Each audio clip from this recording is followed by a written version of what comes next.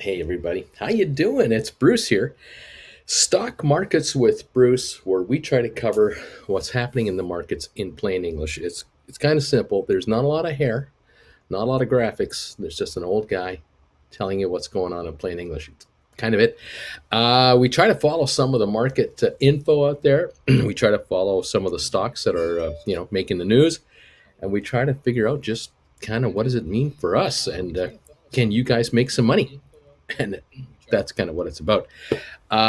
We have some of our favorites that we like to follow, and we keep an eye on those shares. We talk about how you can write options and make money on your portfolio. A lot of you out there have surprisingly found out, or surprisingly for you, you have found out that a lot of you are sitting on assets you had no idea could generate income to you very conservatively that could possibly change your life in a way, in that possibly you could either have if there are two of you, mom and dad, or husband and wife, or what have you. One of you might be able to quit a job. One of you might be able to quit all your jobs. Both of you might be able to quit your day jobs. You could possibly live off your investments now already without having to work any further. There's a whole lot of things happening here, and a lot of discovery going on with this channel and with my viewers. Writing options is a conservative way to bring in additional income on an existing portfolio. Yes, someone asked me yesterday, well, Bruce, if I have stocks that pay dividends, can I write options on top of that and bring in enhanced revenue? The answer is yes, you can. There's nothing wrong with that whatsoever. You can do it with IBM, you can do it with Apple, you can do it with Microsoft, you can do it with bank stocks. So it doesn't matter. Whatever stocks you have, as long as you have 100 shares of a stock, you can write options against them, call options. On the other hand, those of you who do not have enough capital to own 100 shares of a certain company, for example, one of my favorites is Goldman Sachs. If you don't have enough money to buy 100 shares of Goldman Sachs, which right now trade around the 400 mark, what you do is you purchase a call option on Goldman Sachs that has, say, a year to live, 9 months to live, a long lifespan that is in the money. In other words, you buy a call option, say, giving you the right to buy shares of Goldman at, say, $360 a share, good for 9 months. You'll pay about $7,000 for that contract. I don't even know the price of the contract. I don't have it up on my screen. I'm just giving you a hypothetical example, but you might purchase a contract worth, say, $6,000 on a stock like Goldman Sachs, depending on what expiry month and what exercise price that contract is. But likely it'll be well in the money, and it then allows you to turn right around and now write short-term call contracts on Goldman Sachs stock using this contract as your 100 shares of the stock to write the options against. In other words, you're writing an option on an option, and you're bringing short-term income in from Goldman Sachs shares. And in the long run, the big picture is that you're looking for the shares to ultimately rise in value, because they ultimately likely will, because of the amount of money these guys are making. They're trading at less than 7 times earnings. And you're going to make money in two ways. One, you're going to make money on the original contract you bought. You bought an in-the-money contract, good for next summer. As the shares slowly creep higher and higher and higher, they get into the 450, 500 range, this contract will be worth dollar for dollar more money as the shares rise in price. And at the same time, as you're writing short-term calls that expire, and you rewrite new short-term calls and they expire, you're always writing calls just ahead of the market, maybe $5 or $10 ahead of the market, good for a week or two or three. You're bringing in this income from your $6,000. You do the math and you go, wow, gee, I put up $6,000 and I'm bringing in, say, $300 a month in premium. That's 5% a month on my money. If I have $18,000, I can buy 3 contracts and write 3 contracts at a time, and I can bring in now, instead of $300 a month, I can bring in $900 a month. If we have collectively, if you have enough asset value to acquire, say, 6 of these contracts, That's a $36,000 investment. You're bringing in 300 a month per contract, times six. That's $1,800 a month coming in the front door. Now, if 1,800 a month is coming into your household over and above what you're earning as a household, there's two ways to look at it. You go, well, one, we're $1,800 richer, and that'll help pay bills down or what have you. Or number two, we could take $1,800 off of the earnings side here from one of us. Remember, if you're working, you're being taxed at work. And so to clear $1,800, you have to gross 25, 2,600, depends on where you live and what your tax bracket is. But you may find that one or two of you can quit part-time jobs and now only work a committed full-time job or a permanent part-time job that you've had for years and years. And you can get rid of one of these extra jobs that gives you more home time, more quality of life time, perhaps children time, perhaps couple time, whatever. It allows you to do more work around the house. It allows you the idea to find work from the house going forward, because you are no longer tasked with going to one job for so many hours a week and another job for so many hours a week. This could make life interesting. Again, this does not take hundreds of thousands of dollars to change your life. This can take 20, 30, $40,000 to make a massive change in your household daily, weekly lifestyle. Writing options is a smart thing to do. Against a stock like GameStop, it is the thing to do. AMC, absolutely the thing to do. You are holding stocks that are volatile. You are holding stocks where you're taking all the risk and getting no reward. You're not getting a salary from GameStop. You're not getting stock options from GameStop. You're just a shareholder of GameStop. You have 100 shares of GameStop at $180 a share. That's 18 grand of your money tied up in that company's stock. Got 1,000 shares, you got 180,000 bucks. Anyway, you can write contracts on GameStop that expire this Friday. Today's Wednesday, by the way. You can write a contract that expires in 2 days, an at-the-money contract, like a 175, and you can bring in some serious money. You can write that same at-the-money contract for next Friday or the Friday after that. It depends on how far out you want to go. And you can haul in easily $1,000, $1,200, $1,500 on 100 shares, which works out to between $400 and $500 a week for each 100 shares you have. Now, you just have 100 shares and you write, say, 3 contracts a month. Each contract has a 10-day lifespan, ballpark average. You could be bringing in $1,500 a month on 100 shares. That's $1,500 a month in income on an $18,000 investment. That's your money doubled every year. That's $18,000 a year if you're bringing in $1,500 a month. Just to kind of show you the power of your money. Your money can literally make dollar for dollar just writing call options on GameStop in and around the market price for a week and a half at a time. Now, yes, there are pitfalls, there are risks, and there are strategies you must understand.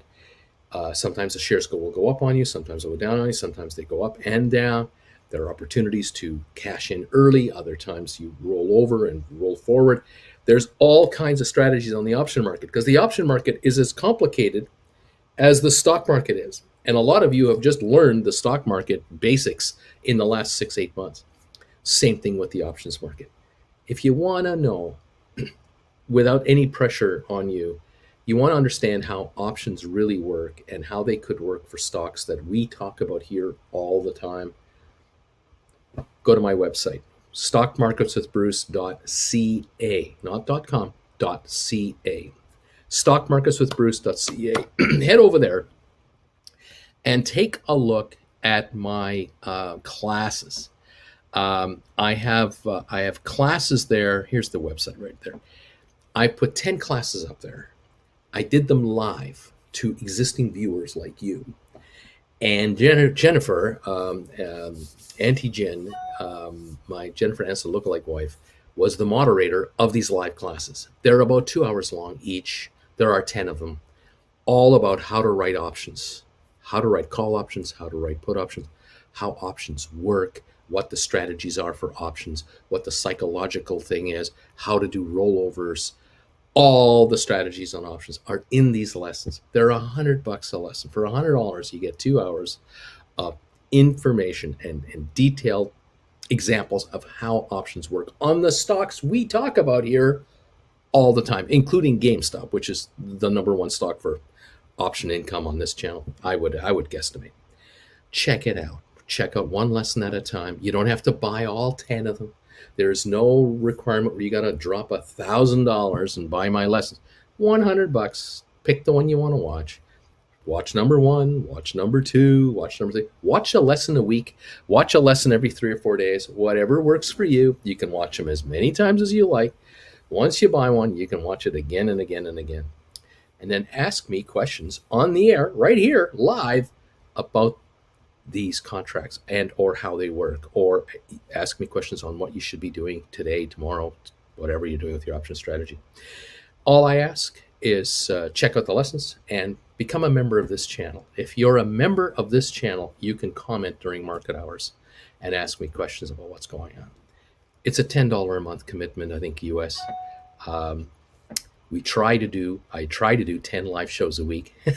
Not every week I'm successful, but generally about 10 live shows a week, 40 live shows a month for $10. I think that's a pretty fair deal.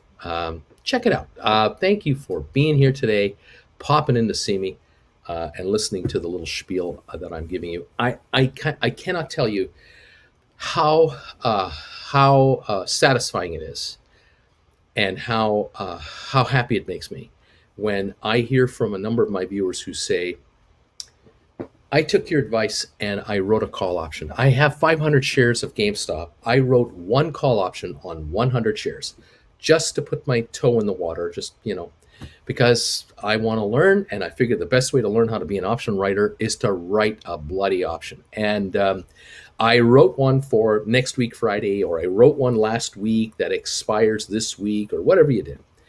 And I can't tell you how many times I get messages where people say, I sold the contract for $5.50. I brought in $550. I bought the contract back for $1.50. $150 I paid to get it back. I cleared $400 writing my first ever call option. And I invested $200 in your lessons to make $400. And this I'm going to do again and again and again and again. I'm taking the rest of your lessons. And there you go. It can be done. You'll find that a number of my viewers here will say to you, yeah, I started with one contract. Now I write contracts on everything I own. I write contracts all the time. I'm writing poor man covered calls because I bought long-term call options on Goldman, for example. And I now write options on those. I bought long-term options on IBM. I bought long-term options on Apple. I own long-term options on Microsoft. I'm writing poor man covered calls on all these high-end stocks, but I'm also writing options on these other shares that I own. And AMC is another classic case of a stock where you can generate some really nice premium money from a stock that you can just hold and hold and hold. If the shares want to go higher, don't worry about it. Don't fear that you're going to lose your shares because your shares went up in value. That is not going to happen. You can do the forward rollovers to take advantage of these price gains and bring in oodles of cash into your account. You've got to take advantage of this because the hedge funds do it, the pension funds do it, the mutual funds do it. Why aren't you doing it? You can do it from the comfort of your living room, and you don't have the overhead that these guys have. You don't have anywhere near the overhead that they have on a per dollar basis. You can really score some serious money. And some of you, with a few adjustments in your lifestyle, you could theoretically make it work that you might not have to work a day job at all, and you can literally live off of your option premium income that comes in and more. And you could also change your life if you want to. You don't have to, but if you want to, there are some of you out there who are thinking, geez, Bruce, you know what? First thing I'm going to do is I'm going to take a line of credit on my house because I can borrow money from my bank at 3% for my mortgage. And I can bring in $100,000. That'll cost me $500 a month. This is a joke, free money. I can use that 100,000 plus what I'm sitting on right now to write options against that. That right there takes my wife out of the workforce. Right there, that's number one. She's at home now where she wants to be, where I want her to be, looking after the household, whatever. And that just takes a lot of pressure off the two of us because a whole lot of time constraints and running around have just been eliminated. Or the other thing that's happening is people are saying to me, we're actually thinking of selling the house. and we're going to go traveling. We're going to sell our house. We're going to rent an apartment for a while or a condo. We're going to move to where we want to live. We want to live in this area of the country, and we're going to rent when we get there. We're not going to buy anything. We're going to take the equity and work the equity option premium. That's our jobs, right? They're gone, and now we're just working our assets. We're going to incorporate a corporation to do all our investing in. That's another strategy. And others are saying, yeah, we're going nomad. We're going to do what Bruce and Jennifer are doing. We're going nomad. We're going to travel for a couple of years, and we're going to work the options right off of this thing right here. Wherever we are, we can write options off of here, and we've got our TD Ameritrade, our Fidelity account, whoever you're using, with all the alerts built in. We're on top of this market, and we don't have to be in the hometown we're stuck in, and stuck with the employer we've had for years and years and years, and the abuse and the taking advantage of our loyalty to the company and blah blah blah. Forget these guys. The hell with these guys. We're living our life now, and we're moving on. Who knows? Whatever it is works for you. Whatever age you are, whatever scenario you have. If it makes a difference and it can help you, I am a happy guy. I'm going to now do something I should have done at the beginning of the show. I'm going to turn on my spotlight here. Oh, I got this ring light sitting right here in front of me, and it's off. I'm going to turn it on so you can actually see my face. It's not the face you maybe want to see first thing in the morning. You may want to wear sunglasses just to kind of help you out here. But this face for radio is here. And thanks for hanging out. Thanks for coming by. What's going on in the markets? Let's talk about the markets in plain English. The Dow is up 31 points in the pre-market. We got the S&P up 3 points, and we've got NASDAQ up 21 again in the pre-market. So a slight gain going on. U.S. durable goods fell 0.4% in September. Core orders rose 0.8%. Doesn't seem to have had a negative effect on any of the markets at this point in time. Earnings came out last night for a number of companies, and then again this morning. And this is earnings season. We're right into it now, so we're going to get earnings and earnings and earnings and earnings like you cannot believe.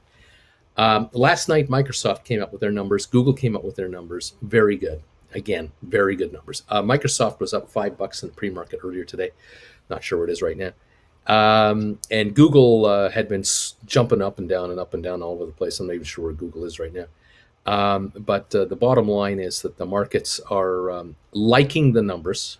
They like the performance, and we're seeing the big companies succeed really, really well. This morning, McDonald's came out with their numbers. Now, Coca-Cola, by the way, as well. These are two interesting companies to watch because, and this is just to observe. I'm not saying you should invest in these companies, but you have to observe how Coca-Cola and McDonald's does earnings-wise, because it gives you a snapshot of America. It really does. It gives you a snapshot of life in the United States. And it's important to understand how the U.S. economy is doing as an overall economy. Having a McDonald's beat estimates, which they did, is a very good thing for the U.S. economy. You want McDonald's to exceed. I'm just double checking here, make sure I'm not missing anything here. You want McDonald's to succeed because McDonald's feeds predominantly the half of America or the 3/4 of America that can't afford a $50 breakfast every day for breakfast. I just got back from Phoenix with Jennifer, Auntie Jen. We went and visited. Our daughter flew into Phoenix. We did a wedding over there. We had 4 days together. It was wonderful. The three of us are really easygoing when it comes to where are we going to eat breakfast today? What are we going to do? And for one of the breakfasts, one of the mornings, we went to a Denny's. And for one of the breakfasts, we went to a McDonald's. And we're not, we're not insistent on eating at the hotel restaurant for breakfast or anything like that. We'll just go wherever. And the one morning it worked out that McDonald's just fit the bill because we wanted to go in. We were casually dressed. We were hanging out, And we wanted something quick and cheap, but we wanted something that we could count on and rely on. And that's the one thing that McDonald's brings you each and every time, no matter how critical you want to be about these guys. The bottom line is the fries are the fries, and they're great. Their drinks, I love the fact you can pour your own drink. I like that because then I can control how much ice goes in my cup and how much soda goes in my cup, all this sort of stuff. And the breakfasts are the breakfasts. And, bacon and egg on a McMuffin is fine with me. Whether I get their pancakes or not, fine with me. If Jennifer wants the big breakfast, fine with us. The cost for the three of us to have breakfast at McDonald's with coffees, drinks, whatever, it's under $20. It's under $18. It's $5-6 a person. It's exceptional. That's exceptional value for your money. That is absolutely exceptional because we went to a Denny's one of those days, and yes, admittedly, you eat at a Denny's a little fancier than you would eat at a McDonald's, unless you're just getting bacon and eggs. But it comes to like $50 with a tip. It's a $50 breakfast for three people, and that's $17 a person. Triple the price. It's triple the price. Now, you get to use real utensils, real dishes, and you have a server serving you, and you're sitting in a booth, and it's all better. It's a higher grade, but it is $50 for breakfast for three first thing in the morning. And that's something that we're not going to do 7 days a week. First of all, we can't eat that amount of food every day for breakfast. That's just too much. But the cost is just unjustifiable in the long run to spend that kind of money. So McDonald's is there for a purpose. McDonald's is perfect for a quick lunch if you're on the road. Great for a quick dinner at 9 o'clock. If you just want fries and a Coke or something, you just grab it. Good for your diet? Maybe not. But in the circumstance you find yourself, you never know. And it's consistent, and you can count on it. So you're in Berlin, Germany, like I was. Order the fries and a Diet Coke. It tastes just like Cincinnati, Ohio. You go to Paris, or you're in London, or you're in Canada, anywhere. It's the same every time. You can count on it, and it's just a peace of mind thing that I think is great. Denny's, same thing. Denny's Canada, just like Denny's USA, great, just fine, no problem. But the dollars are the dollars. So if American companies like Coca-Cola and McDonald's are coming out with earnings beats, where they are beating the estimates earnings, that's a good thing for the stock market. For you guys out there who follow the market, this is something you want to know. You absolutely want to hear that the bread and butter of America is overachieving estimates from the analysts. This is a really good thing, because if McDonald's is beating earnings estimates and net earnings estimates, despite their warnings of the potential cost of inflation and food ingredient prices might go up and all that stuff, because companies always play that game like, well, it's good now, but you never know how long it's going to be good, because they're covering their butts against legal action. It's all it is. When they beat the street, you can be rest assured that the economy of the United States as a whole is growing, and that the economy for the bottom half of the United States, which encompasses, out of 350 million Americans, will encompass 275 million Americans, 290 million Americans. Most Americans are not rich. All right. Most Americans are not rich. In the global scale of things, yes, they're well off, but they're not the most well off people in the world, but they're well off. But of the 350 million approximately Americans, there are 50 million who have got it going on. There are 5 of those million who've really got it going on. And then there's about 100,000 of those who really, really, really have it going on. And we won't count the others. But below the 300 million mark is where all of us are. And this encompasses everything up to middle class to even upper middle class. That's where most America is. It's just Canada's the same thing, and Europe is the same thing. It's the same thing. percentage of number of people, of all the people who do extremely well versus getting along, and then not getting along at all, just struggling. Most of us are in the bottom 2/3. So when McDonald's succeeds and exceeds expectations, that means that living off the reality is that McDonald's is living off of the lower middle class economy. Those of us who are in the bottom half of the scale, they're living off of the folks who can't afford to go to the Westin Hotel and have an $80 breakfast for three people. That's impossible. They cannot do that. They go to McDonald's. And a lot of folks will go to McDonald's and order a McMuffin and a coffee, and it's $5-6 max. And they're out of there. Many folks go to McDonald's just to order a coffee and a muffin, and it's $3.50, and they're gone. I was amazed the other morning when we stopped at a McDonald's drive-through only. There was no sit-down restaurant at all. And we ordered a bottle of water. We ordered a soda, a large soda. We ordered a medium coffee and a small coffee for the three of us. $4.05. I couldn't believe it. I couldn't believe how cheap that was. I couldn't understand. I can't understand, but I couldn't believe it that they asked for $4.05 for those four drinks. How on God's green earth do they make money doing that? But they do. But they have to charge that little. They have to, because if they don't, Wendy's will. If they don't, Burger King will, or Jack in the Box will, or a myriad of other locations that have drive-thrus will match that price or beat it. Not Starbucks, of course, maybe Dunkin' Donuts to a degree.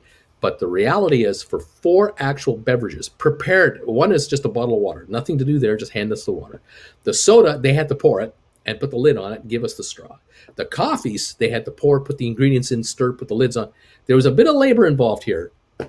And all the setup prior to the store opening had to be done. All that labor had to be done. It had to be delivered to this location. I mean, the logistics of giving us four different beverages in the middle of a desert on a drive-through for $4.05 blows my mind. It just blows me away. I am so impressed that a company can pull that off and make a margin for the franchise owner, the corporation as a whole. Unbelievable. But if you want to go to the Marriott Hotel, or you want to go to a Four Seasons, you want to go to a high-end desert resort and have breakfast, then you better be paying, you get ready to pay $25 to $35 a person for your breakfast. So three people, it's $100. That's the way it's going to be. So when McDonald's makes more money than they thought because of lunch, breakfast, and breakfast, lunch, and dinner, and everything else working out, I commend McDonald's for a job well done. And I tell you, as viewers, most of you are Americans, I'm telling you, kids, your country's doing just fine, because it's a reflection of America. Wendy's is doing fine. Burger King is cranking it out. Dunkin' Donuts is making it happen. I'm sure Starbucks is doing fine. This is what you want to hear. You want to hear that your bread and butter, die-hard franchise restaurants are exceeding expectations. That's what you want to hear. You do not want to hear that McDonald's sales are down 5%. You do not want to hear Dunkin' Donuts numbers are off. You don't want to hear that, because that's bad news. That's a recession. That is a pullback in the economy. When the lower half, or the lower 2/3 of America, is spending less money because they don't have it, that's bad news for the big picture of America. I'm telling you, it is a big deal. Coca-Cola expecting 12 to 14% increase in sales. They had an increase last year as well. They're firing on all cylinders, despite the fact that I can't find caffeine-free Diet Coke anywhere in the desert. They're apparently doing really well. I don't know what it is they're selling, because I'm not buying their caffeine-free Diet Coke, but they're selling something else to somebody. More power to Coca-Cola. Of course, wherever you go in America, Canada, you will find this product. Go to a movie theater, you'll find it. Go to Disneyland, you'll find it there. Go to most of your fast food restaurants, or a high number of them, you'll find it there. Most restaurants, or high number of restaurants, you'll find it there. Every grocery store, every garage, every corner store, you'll find this product. They're selling this product. This product sells to everyone. It sells to the uber rich and the uber poor. It makes no difference. But most people who buy soda in volume are the poor, from zero earnings up to three quarters of the scale, even 80% of the scale. More sales of cola are to those people than the top 20%, only because it's numbers. There are maybe 70 million Americans that are in the top 20%, and then there's the rest of the 300 million that are not. Everybody has a cola a day. That means 300 million are consumed down here and 70 million are consumed up there. It's just numbers, nothing personal. But Coca-Cola is growing and is improving their margins. You want to know this. You need to study this and pay attention to this sort of stuff. Okay, so I talk to you about Home Depot, or I'll talk to you about any other retailer like Costco, Walmart, these kinds of shops, Staples, Home Office, Home Depot. If any of these operations make more money, you want to know about it, because that is a sign that your economy is growing. There are $19 trillion with a T of savings in Americans' savings accounts right now. $19 trillion of cash is being hoarded by Americans, willingly or unwillingly, knowingly or unknowingly. $19 trillion are in cash is in Americans' hands right now, not being spent. It's just sitting there, and people are living off their cash flow. They're living off their cash flow, and they got the 19 trillion over here. That is how powerful the U.S. economy still is, and is ready to explode once the populace gets wind that it's time to spend. Whether it's a new car, whether it's a new home, whether it's furniture, a new fridge, whether it's renovations, whether it's a trip, graduation present, whatever it is. There's $19 trillion in cash. So the U.S. economy is in great shape. It's got a fierce foundation, a phenomenal foundation of support, strength. And the markets are not going down at all. They're not going lower. There'll be corrections. There'll be fluctuations. Yeah. The markets are going higher. And with McDonald's and with Microsoft and with Google and with other companies coming up with higher earnings over last year's third quarter, their PE multiples are being readjusted, and the PE multiples are dropping for these companies. Every quarter, the PE multiples drop. Price earnings per share drop. Good news, because the S&P 500, the big complaint has been by the skeptics that, the S&P is way overpriced. Stocks are way too high for the kind of earnings they're generating.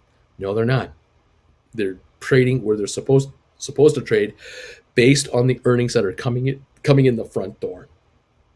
We're going to hear more earnings in the next few days and next week from more of the monster companies out there, including Apple. And do not be surprised for earnings to continue to rise and PE multiples continue to be dropped and shares to go higher.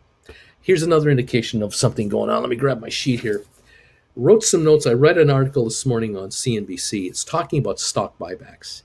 And I've mentioned this from time to time to you. I'll quickly recover or recap one key thing you have to understand.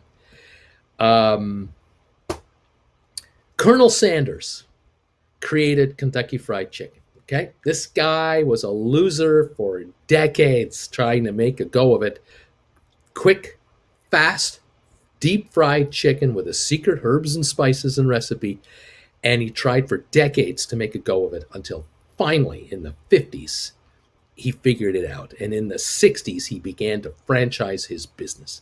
Colonel Sanders' face is on every bucket of Kentucky Fried Chicken out there, on every cup that you order from KFC, and so on. It is a global brand.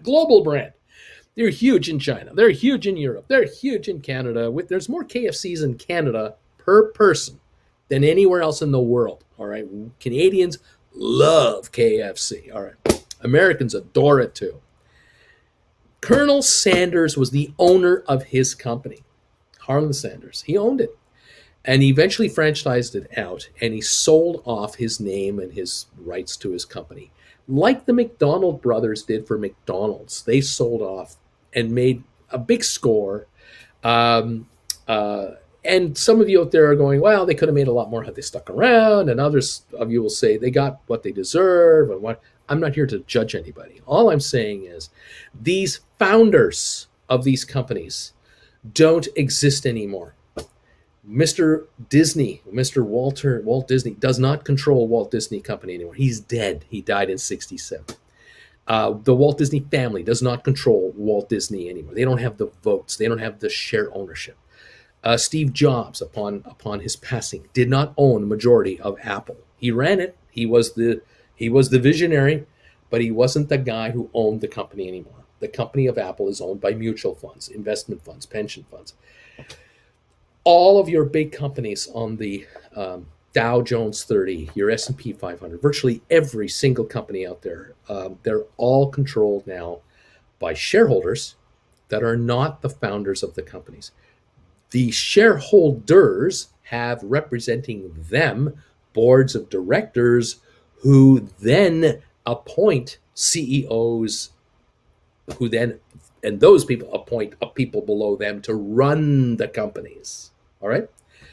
Quick little lesson for you. All right. So corporate America is run by corporate people who don't own the companies they work for and never will.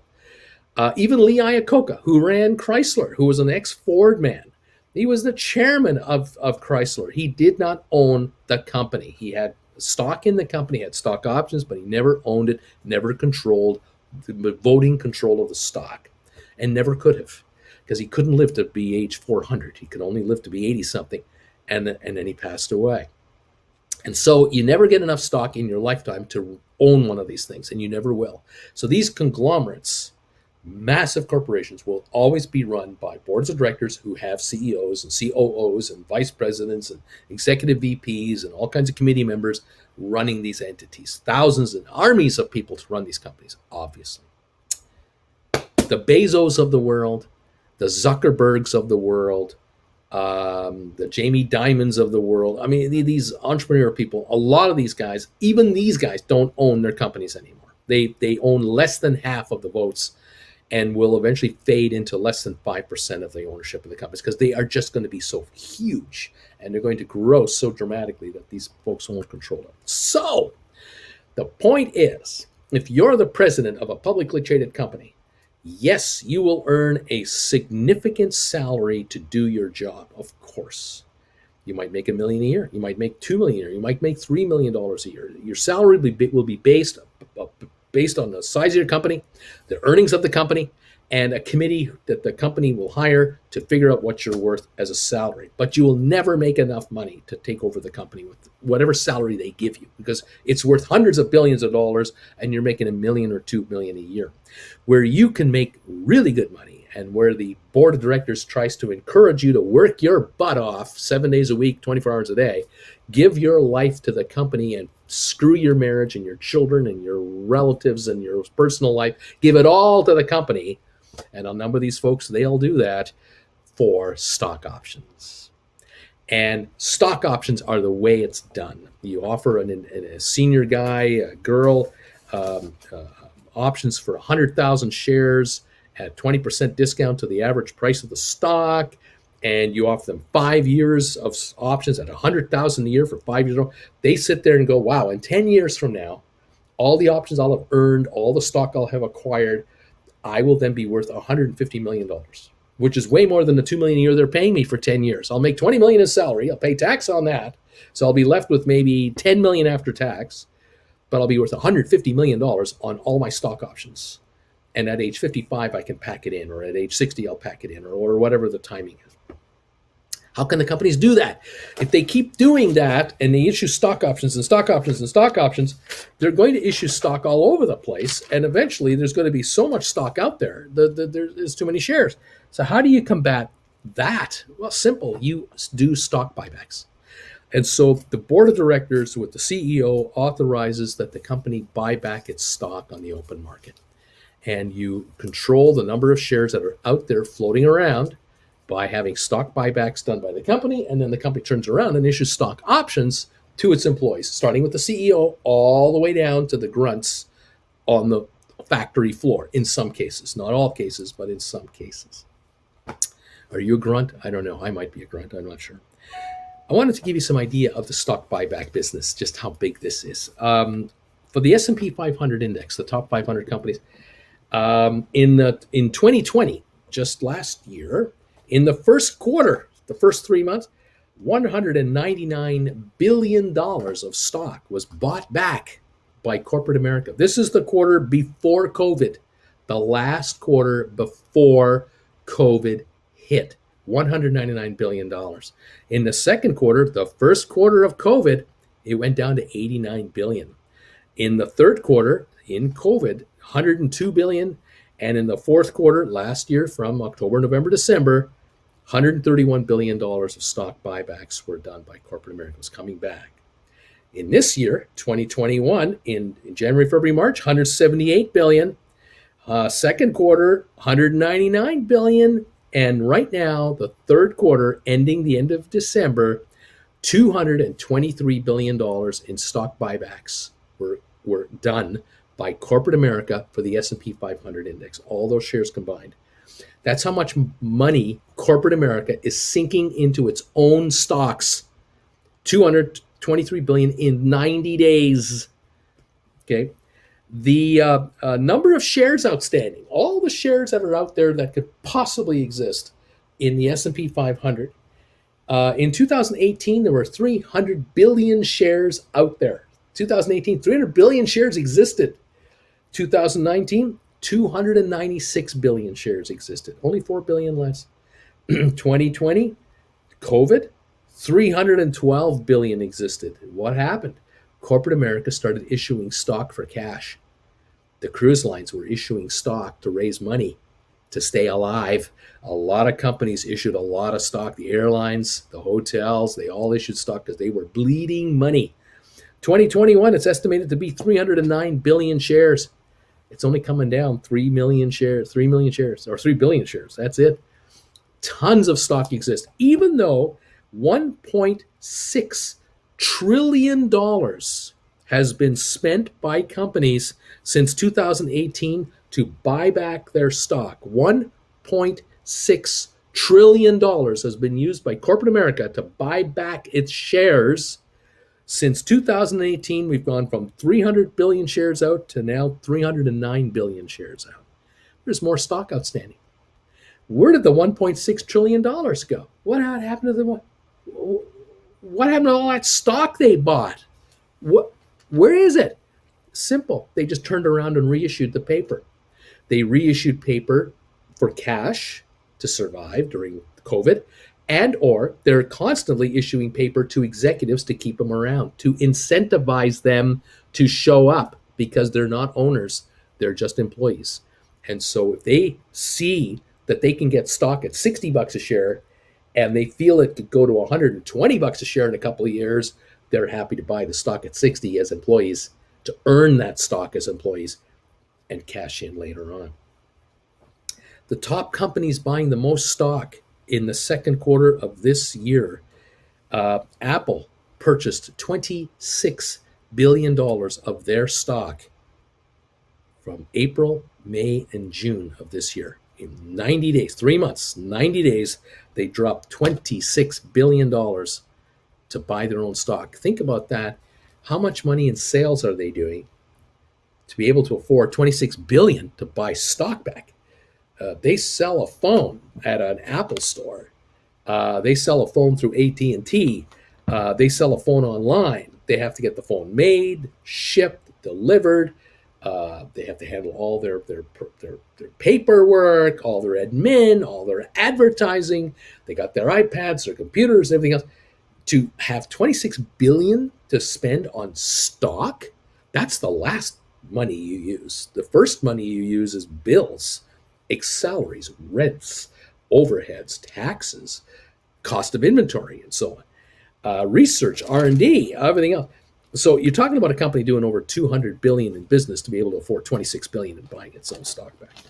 Alphabet, Google bought $13 billion of their stock back in 90 days. Facebook, $8.4 billion of their own stock back. Zuckerberg is selling his own shares. He's selling stock every 2 weeks, every month. He's blowing off stock because Zuckerberg had everything he had into Facebook shares. It's all he owned. He is slowly selling off his stock. It'll take him another couple of decades. He'll blow off stock, and he is building up a diversified portfolio, including a couple of houses and a few other assets.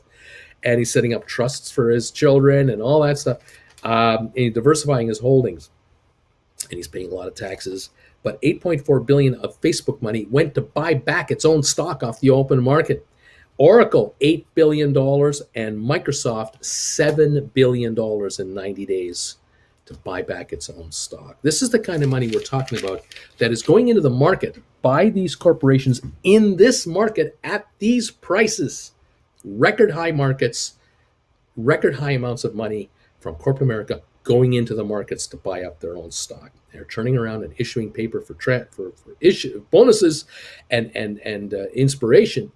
But back in the COVID time frame, they were using, and certain companies, not all, but certain companies were using the markets as a piggy bank, as a cash register to bring cash in, an ATM machine. And you can tell how Royal Caribbean did it, Norwegian did it, Carnival did it, American Airlines did it, United did it, Delta did. They all raised money through stocks, and they issued bonds as well to raise cash to survive COVID because they were bleeding billions a month. This is how this game works. And so what's the bottom line? As long as McDonald's makes more money selling burgers and fries and Egg McMuffins and the big breakfast and the double quarter pounder with cheese, as long as they keep making more net profit and higher net sales numbers, America's doing fine. It might not be doing well in the midsection. Maybe guys like me are a little too heavy here, but the bottom line is the country is economically moving forward and is growing. Do not believe the critics out there who are saying everything's going to hell in a handbasket. That is bunk. Another way to tell is how much garbage is being hauled away from these restaurants by the firms that have those big garbage trucks that pick up waste. The McDonald's garbage container is full all the time with waste, or the Starbucks, near the Starbucks, the garbage cans near the Starbucks are full of Starbucks empty cups. They're doing really well because they sold them full of product when those cups left the stores. Another way to tell is the people who supply the cups and the styrofoam containers and the plastic forks, knives, and spoons. How are they doing? Are their sales higher? That's another sign of the big economy, because Americans eat 3 times a day. I don't know if you know this, but most Americans eat about 3 times a day, give or take, some more than others. We're addicted to this stuff, and it's a huge part of the economy is feeding America. There you go. There's your little rant for the day. I hope you don't mind that. Thank you for being here. The markets are looking good. We have a 36-point gain on the Dow right now. We have S&P up 3.5. We have NASDAQ up 23. Oil down $1.27 to 83.38. And McDonald's is also talking about the rise of sales overseas. Good news. You want to hear that. The one area where McDonald's is not improving is a country known as China. China sales are down. At McDonald's, China sales numbers are off dramatically. Again, that is a sign that the Chinese can't hide.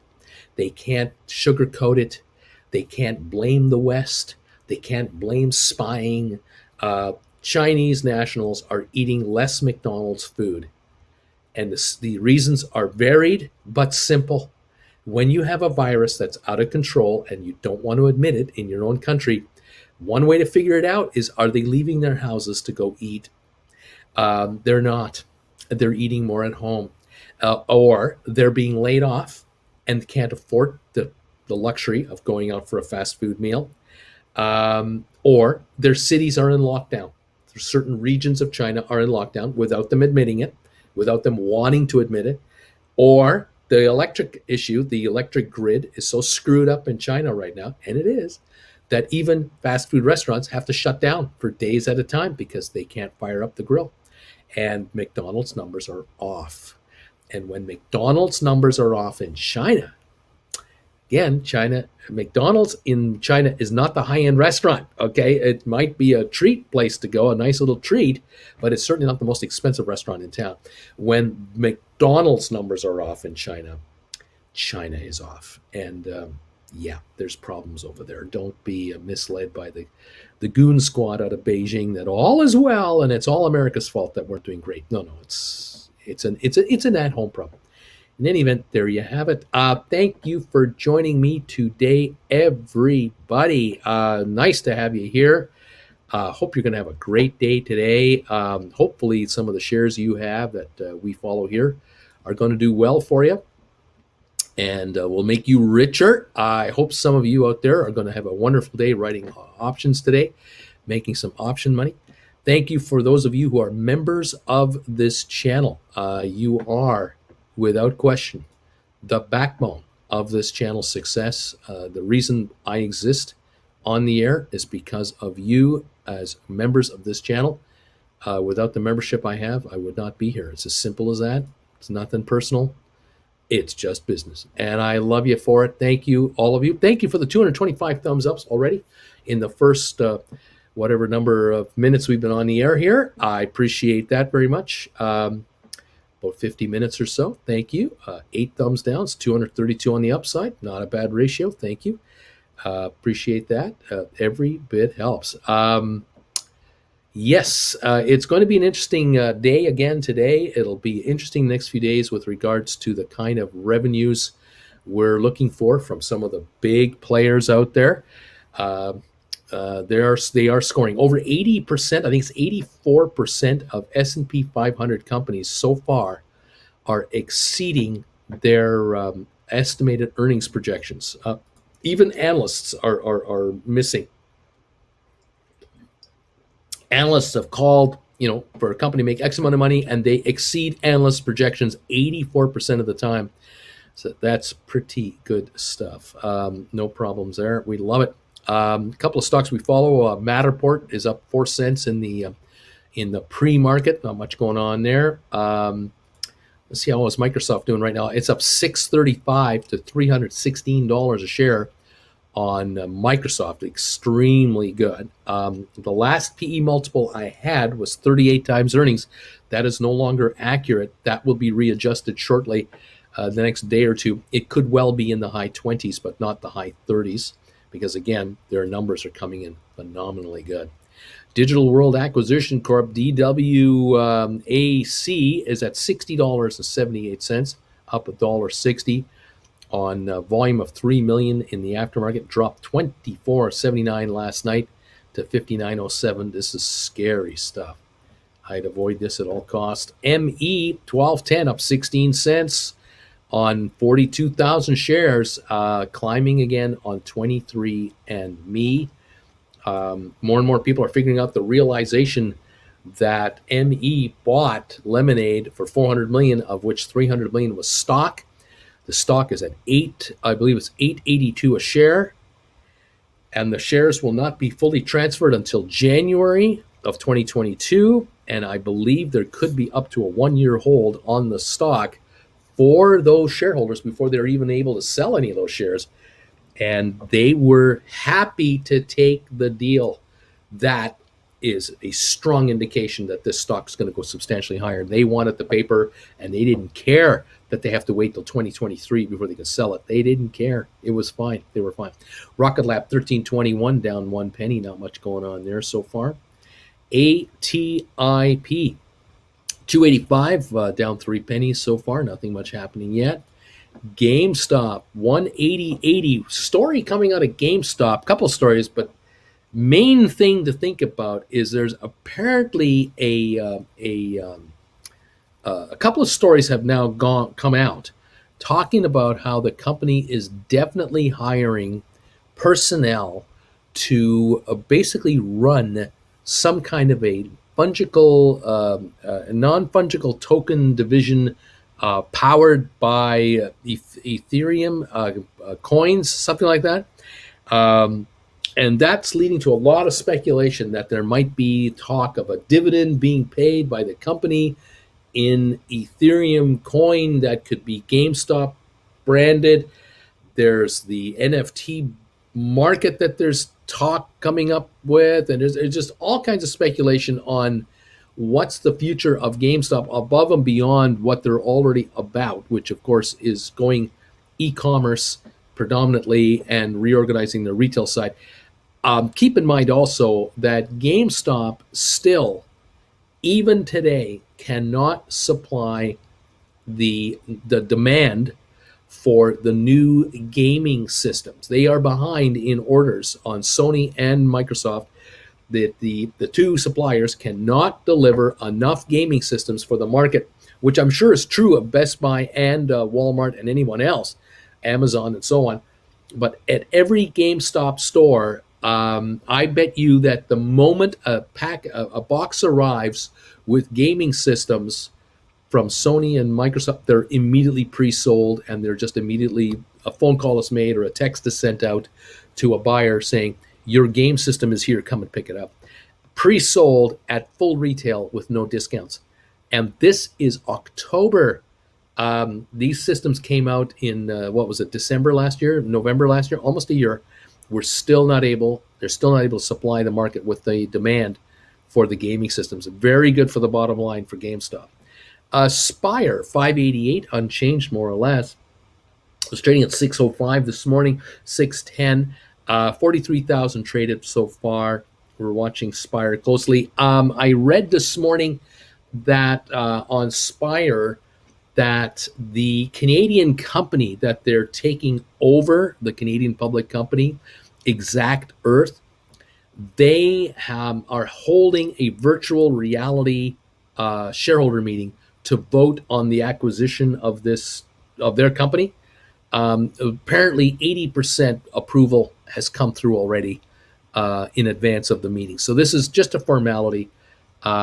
It will go ahead no matter what the stock has done, no matter what the shorters have tried to do to the stock, no matter what interference they're running, any way they're doing it. This deal goes ahead. So Canadian shareholders of the Canadian company are going to become shareholders of Spire because they're going to get $2.80 a share Canadian plus 1/10 of a share for every share they have. And they're going to end up with something like, 5 or 8% ownership in Spire, something like that. But something tells me that a bunch of these investors who are going to receive this whack of money might well turn around with the cash and buy up Spire stock. Now, this gets interesting to me because I was thinking about this going, well, when they made this deal, the stock was $15 a share, went to $18 a share, Spire. And now Spire got hit with this short attack from these outsiders and got drilled all the way down to the price, 550. 545 price or 540 price was a low, 2 days ago? And I'm thinking, you know what? These investors in Canada are going to be receiving millions and millions of dollars in cash from Spire for their shares in Exact Earth. I bet you a chunk of those folks are going to turn right around and buy Spire stock, and they're motivated to buy Spire stock because it's trading at 1/3 the price as opposed to when the deal was announced. Think about that. If they were thinking of buying the stock at $15 to $18 a share, now they can buy the stock at $5.96 right now. It's not $5.96 a share. They can get triple the amount of stock that they could have before.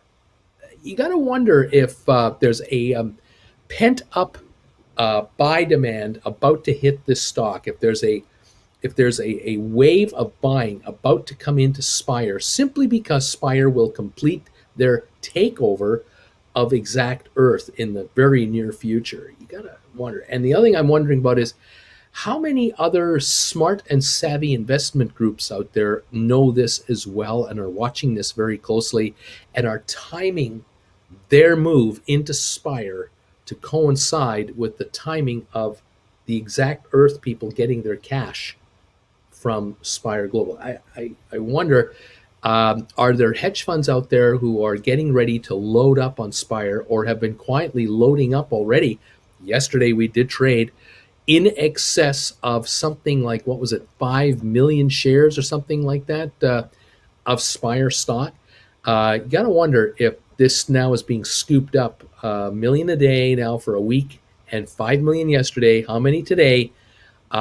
Which could catch these shorters in a massive, violent, ugly short squeeze, popping this thing to $25 a share. That's what I wonder about. Is that a possibility? That's why I encourage any of you who are long this stuff, don't sell it. Don't sell this stuff. Don't give it away down here. We're about to see some serious stuff. This stuff, to coin a phrase from one of my favorite movie characters of all time, when this baby hits 88 miles an hour, you're going to see some serious poop. And this little puppy right here, this little Spire, is about to approach 88 miles an hour. And I don't see this stock under $15 a share for very long. I just have a sense that, coupled with the fact that Spire's taking over Exact Earth, transferring a bunch of money into their hands, they're going to buy a bunch of stock, and a whole bunch of other savvy investors are pouncing in this already now, already acquiring it without trying to make it look like it. I think we're on the precipice of a major move on this stock. Just saying, my opinion, that's what I think, and it's $5.96 right now. Watch out. I think some of you are going to do incredibly well with the moves you've made getting into this thing in the last 2 weeks. I think you've done really smart moves here, grabbing options way out to next year, and picking up stock really nice and cheap. SoFi is at $20 a share right now. It's sitting on not a lot of volume at this point. We're waiting to see what it's going to do. What else is going on? Not much else. I mean, I don't have a lot more to tell you. We're waiting for the opening here. As a matter of fact, I think we're open now.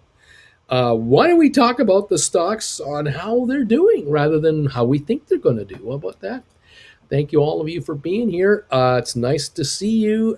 Glad you could join us for another fun day. Spire now 607 on the opening, up 18 cents. Rocket Lab down 29 to 12.93. SoFi down 3 cents, 19.93. GameStop up 4.92, 182.76. Looking good. GameStop gets this 185 range, 190 range. Might be a time to look at writing call options. Look to write Friday calls for 185, 190. Next Friday calls, or the Friday after that, 185, 190s. Might be the right range. You never know. Keep an eye. Matterport 1902 up 6 cents. 23andMe 11.95 up a penny. Spire 606 now. 607 up 18. ATIP 283 down a nickel. Smart Rent up 24 cents to 12.27. Cyxtera down 16 to 9.47. AMC up 58 cents to 36.62. Those of you who have AMC shares, you might want to look at writing $38 to $40 contracts for the next, say, 2 weeks, 3 weeks, or 4 weeks, and bring in some serious premium money. Cash in some cash on writing calls. Robinhood 35.28 down 4.28, under the $38 going public price, and these guys have got to go lower. This thing is bleeding money. They lost $1.3 billion last quarter. They released this last night. They're losing customers. Their crypto trading division is crashing. They did 200 plus million in business a quarter ago. Last quarter, 50 million. They're getting crushed by the competition. They've got lawsuits up to here. Avoid this thing like there is no tomorrow. Any of you who own puts on Robinhood, enjoy the fall because it's going down. SMH, the ETF, 268 down $1.50. Home Depot up $1.66. IBM up 39 cents. Dow is down 34 points. S&P down 2. NASDAQ up 47. It's a mixed opening. The Microsoft shares $317.46, up $7. Apple down 8 cents. Tesla's up $22 to $1,040. Bed Bath Beyond down 14 cents to $13.99. BlackBerry up 12 cents to $10.95. Royal Caribbean holding on to an 11-cent gain with all the good news about traveling coming back and the CDC allowing cruise lines to work off of recommendations rather than rulings and everything else. The stock is not surging back to the 90s. It's $84.52, up 11 cents. Not looking all that great. Goldman Sachs, $413.66, down $3.95. This is a stock that is trading at 6 6.8 times earnings. 6.8 times earnings. This is 50% off where it should be, but I'm calling it a $700 stock by next year. I'm being conservative, calling it a $700 stock. Buy options on Goldman Sachs. Amazon up $11, Facebook down 83 cents, Google up $15 based on last night's earnings, JP Morgan down 2.49, Costco up $1.47, Walmart down a dime, Cisco up 19 cents. Walt Disney down 75 cents. So we've got a mixed bag opening right now as we're figuring it out. Rocket Lab right now, $12.92 to $13. SoFi 2025 up 29 cents. No surprise there. In the long run, it's going to go higher. GameStop 182.33 up 4.49. Matterport now 19.06, 19.08 up 12 cents. ME 11.88 down to nickel. Spire 5.96 up 8 cents. Now 5.97. Volume on Spire to start the day, 177,000. That's it.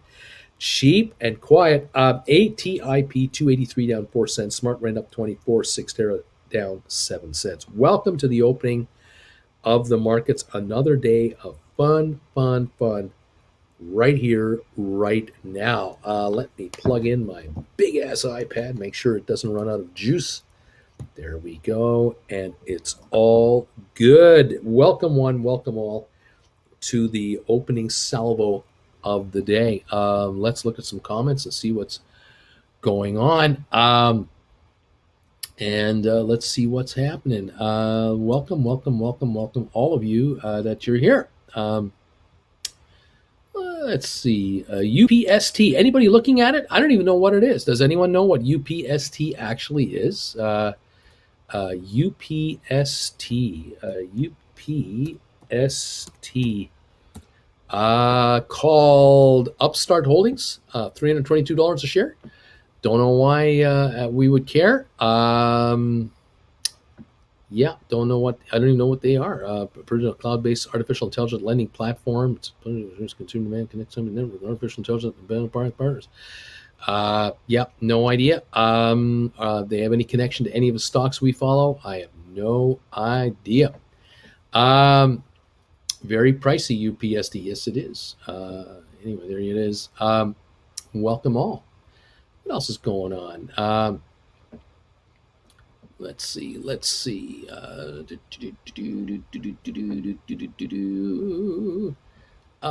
to see you here. Yeah, Larry, thank you for ringing the bell again this morning. I missed you. Thank you, buddy. I'm glad you're here.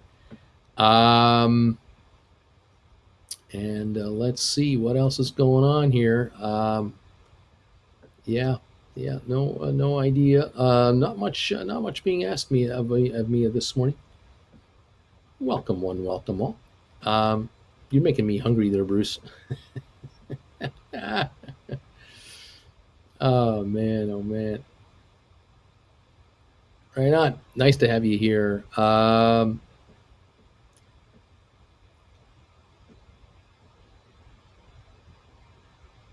Yeah. GNUS still halted. USP is FOMO. Massive gains on SHIB.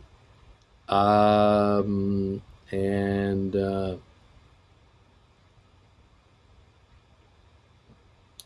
news on Smart Rent from Goldman Sachs. Price target $18 for Smart Rent. Smart Rent right now is $12.15, up 12 cents. Not showing any announcement at the moment on the one system I have here, but that could change at any time. Rocket Lab $12.94, down 28 cents. By the way, SoFi is 31 cents higher to 2027, now 2030, up 34 cents. So SoFi's got a good start here. GameStop showing now 179.83, up 199 a share. Matterport up a dime to 1906. ME down a dime to 11.84. Spire 604, up 15 cents, holding that $6 level at the moment. ATIP down 3 cents. Smart Rent up 12 cents, and Cyxtera down 11. Thoughts on IBM? They're good thoughts, but I'm waiting to see this split happen with the shares starting to trade. Kendall, whatever it's called, and we'll see how things go from there. Bruce, what kind of options would you recommend on Spire? today. May 22s, between $4 to $7 targets, maybe. What do you think? Spire. Well, if you can buy Spire contracts, if you can buy a 5, a 6, a 750 out to next May, yeah, I'd be looking at those if they're reasonably priced for sure.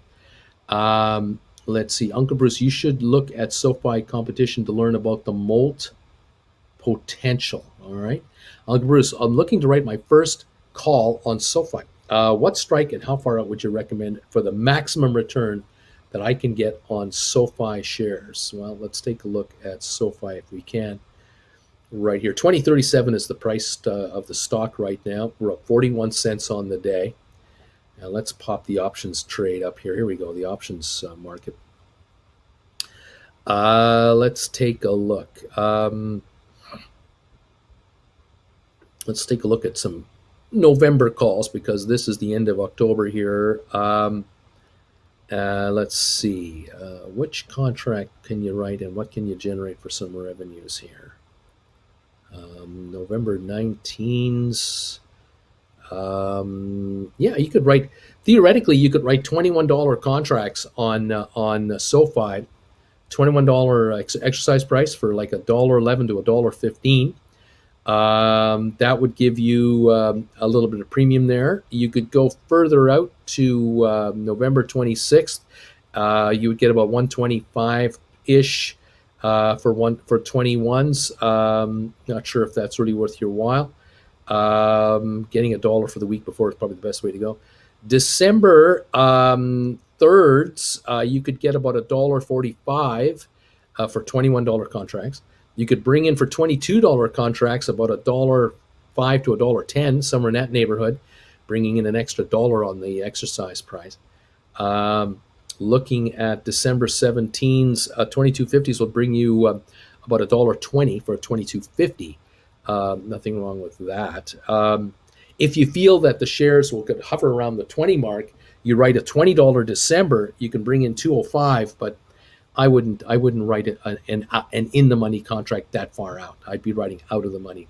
If you want to go out of the money for January the 21st, you can write a 2250 for $1.75.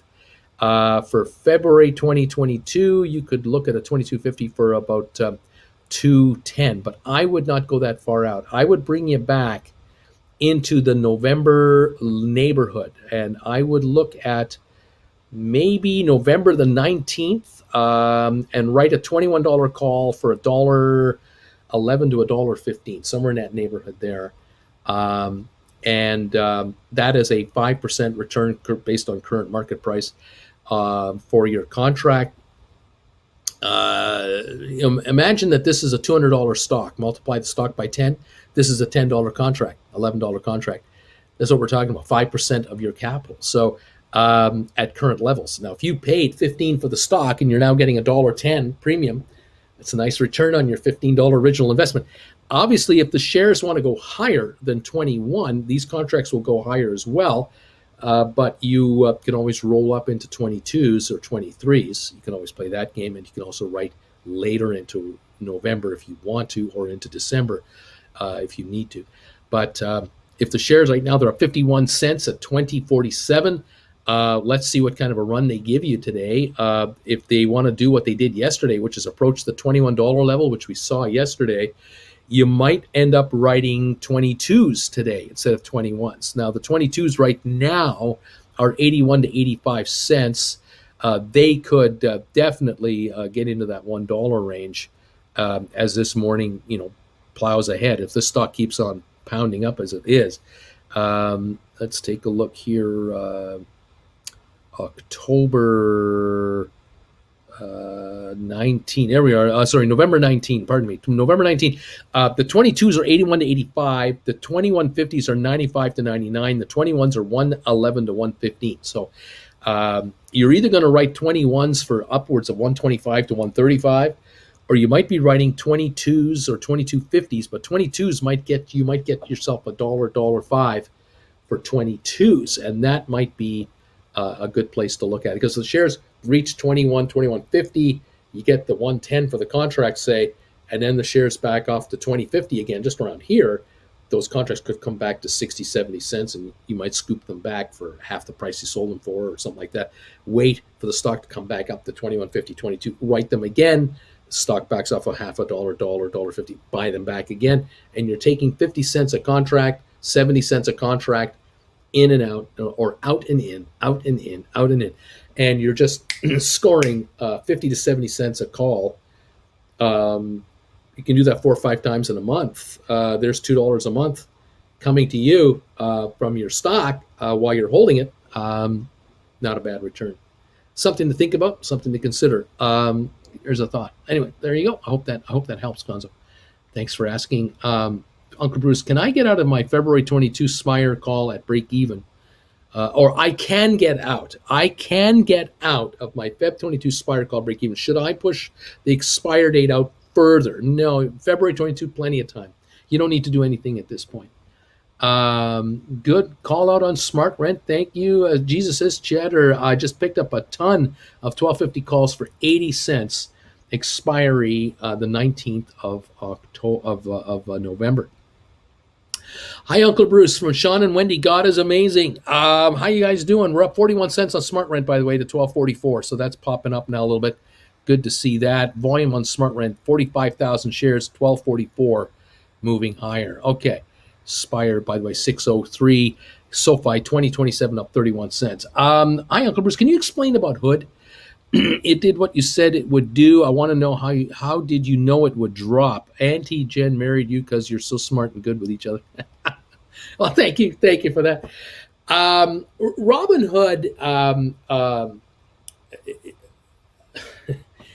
This is a company that I cannot believe went public. I cannot believe that that any due diligence officers from any of the public companies out there in any way recommended that their own internal people help this thing go public. Number one, I can't believe that the SEC allowed this company to go public with all the lawsuits against them.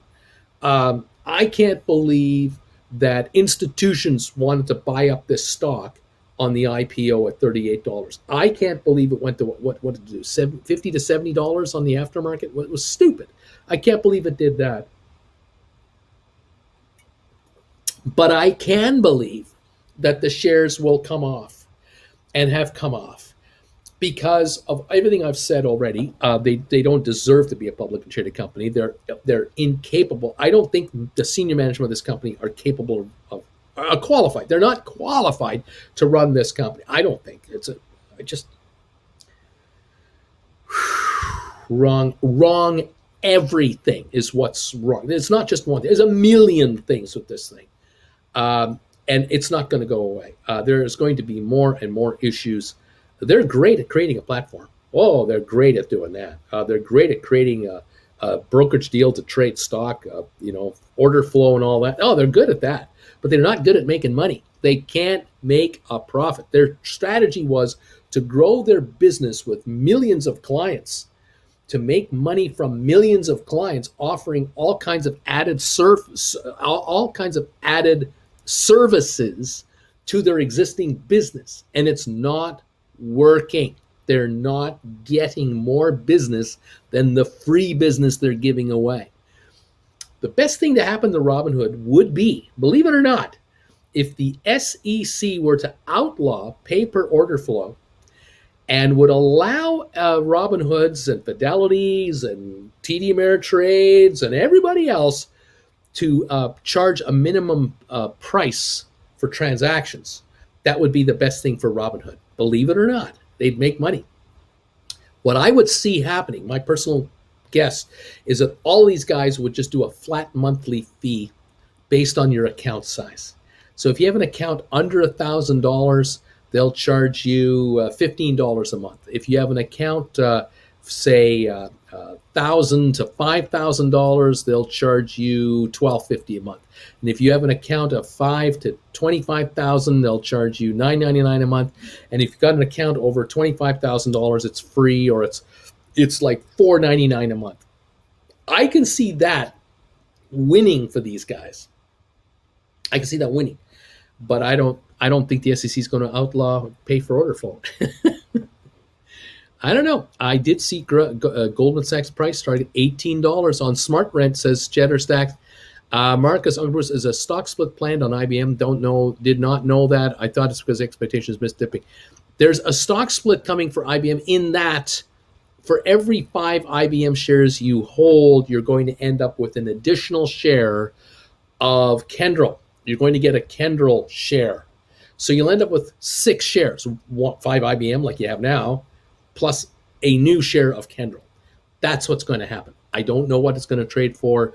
I don't know if it's going to affect IBM any lower. I don't know if it's going to make both go higher, but it's coming. And that's all I know. That's that much I do know, because it has been very difficult to get very detailed information out of the IBM camp as to what's going on.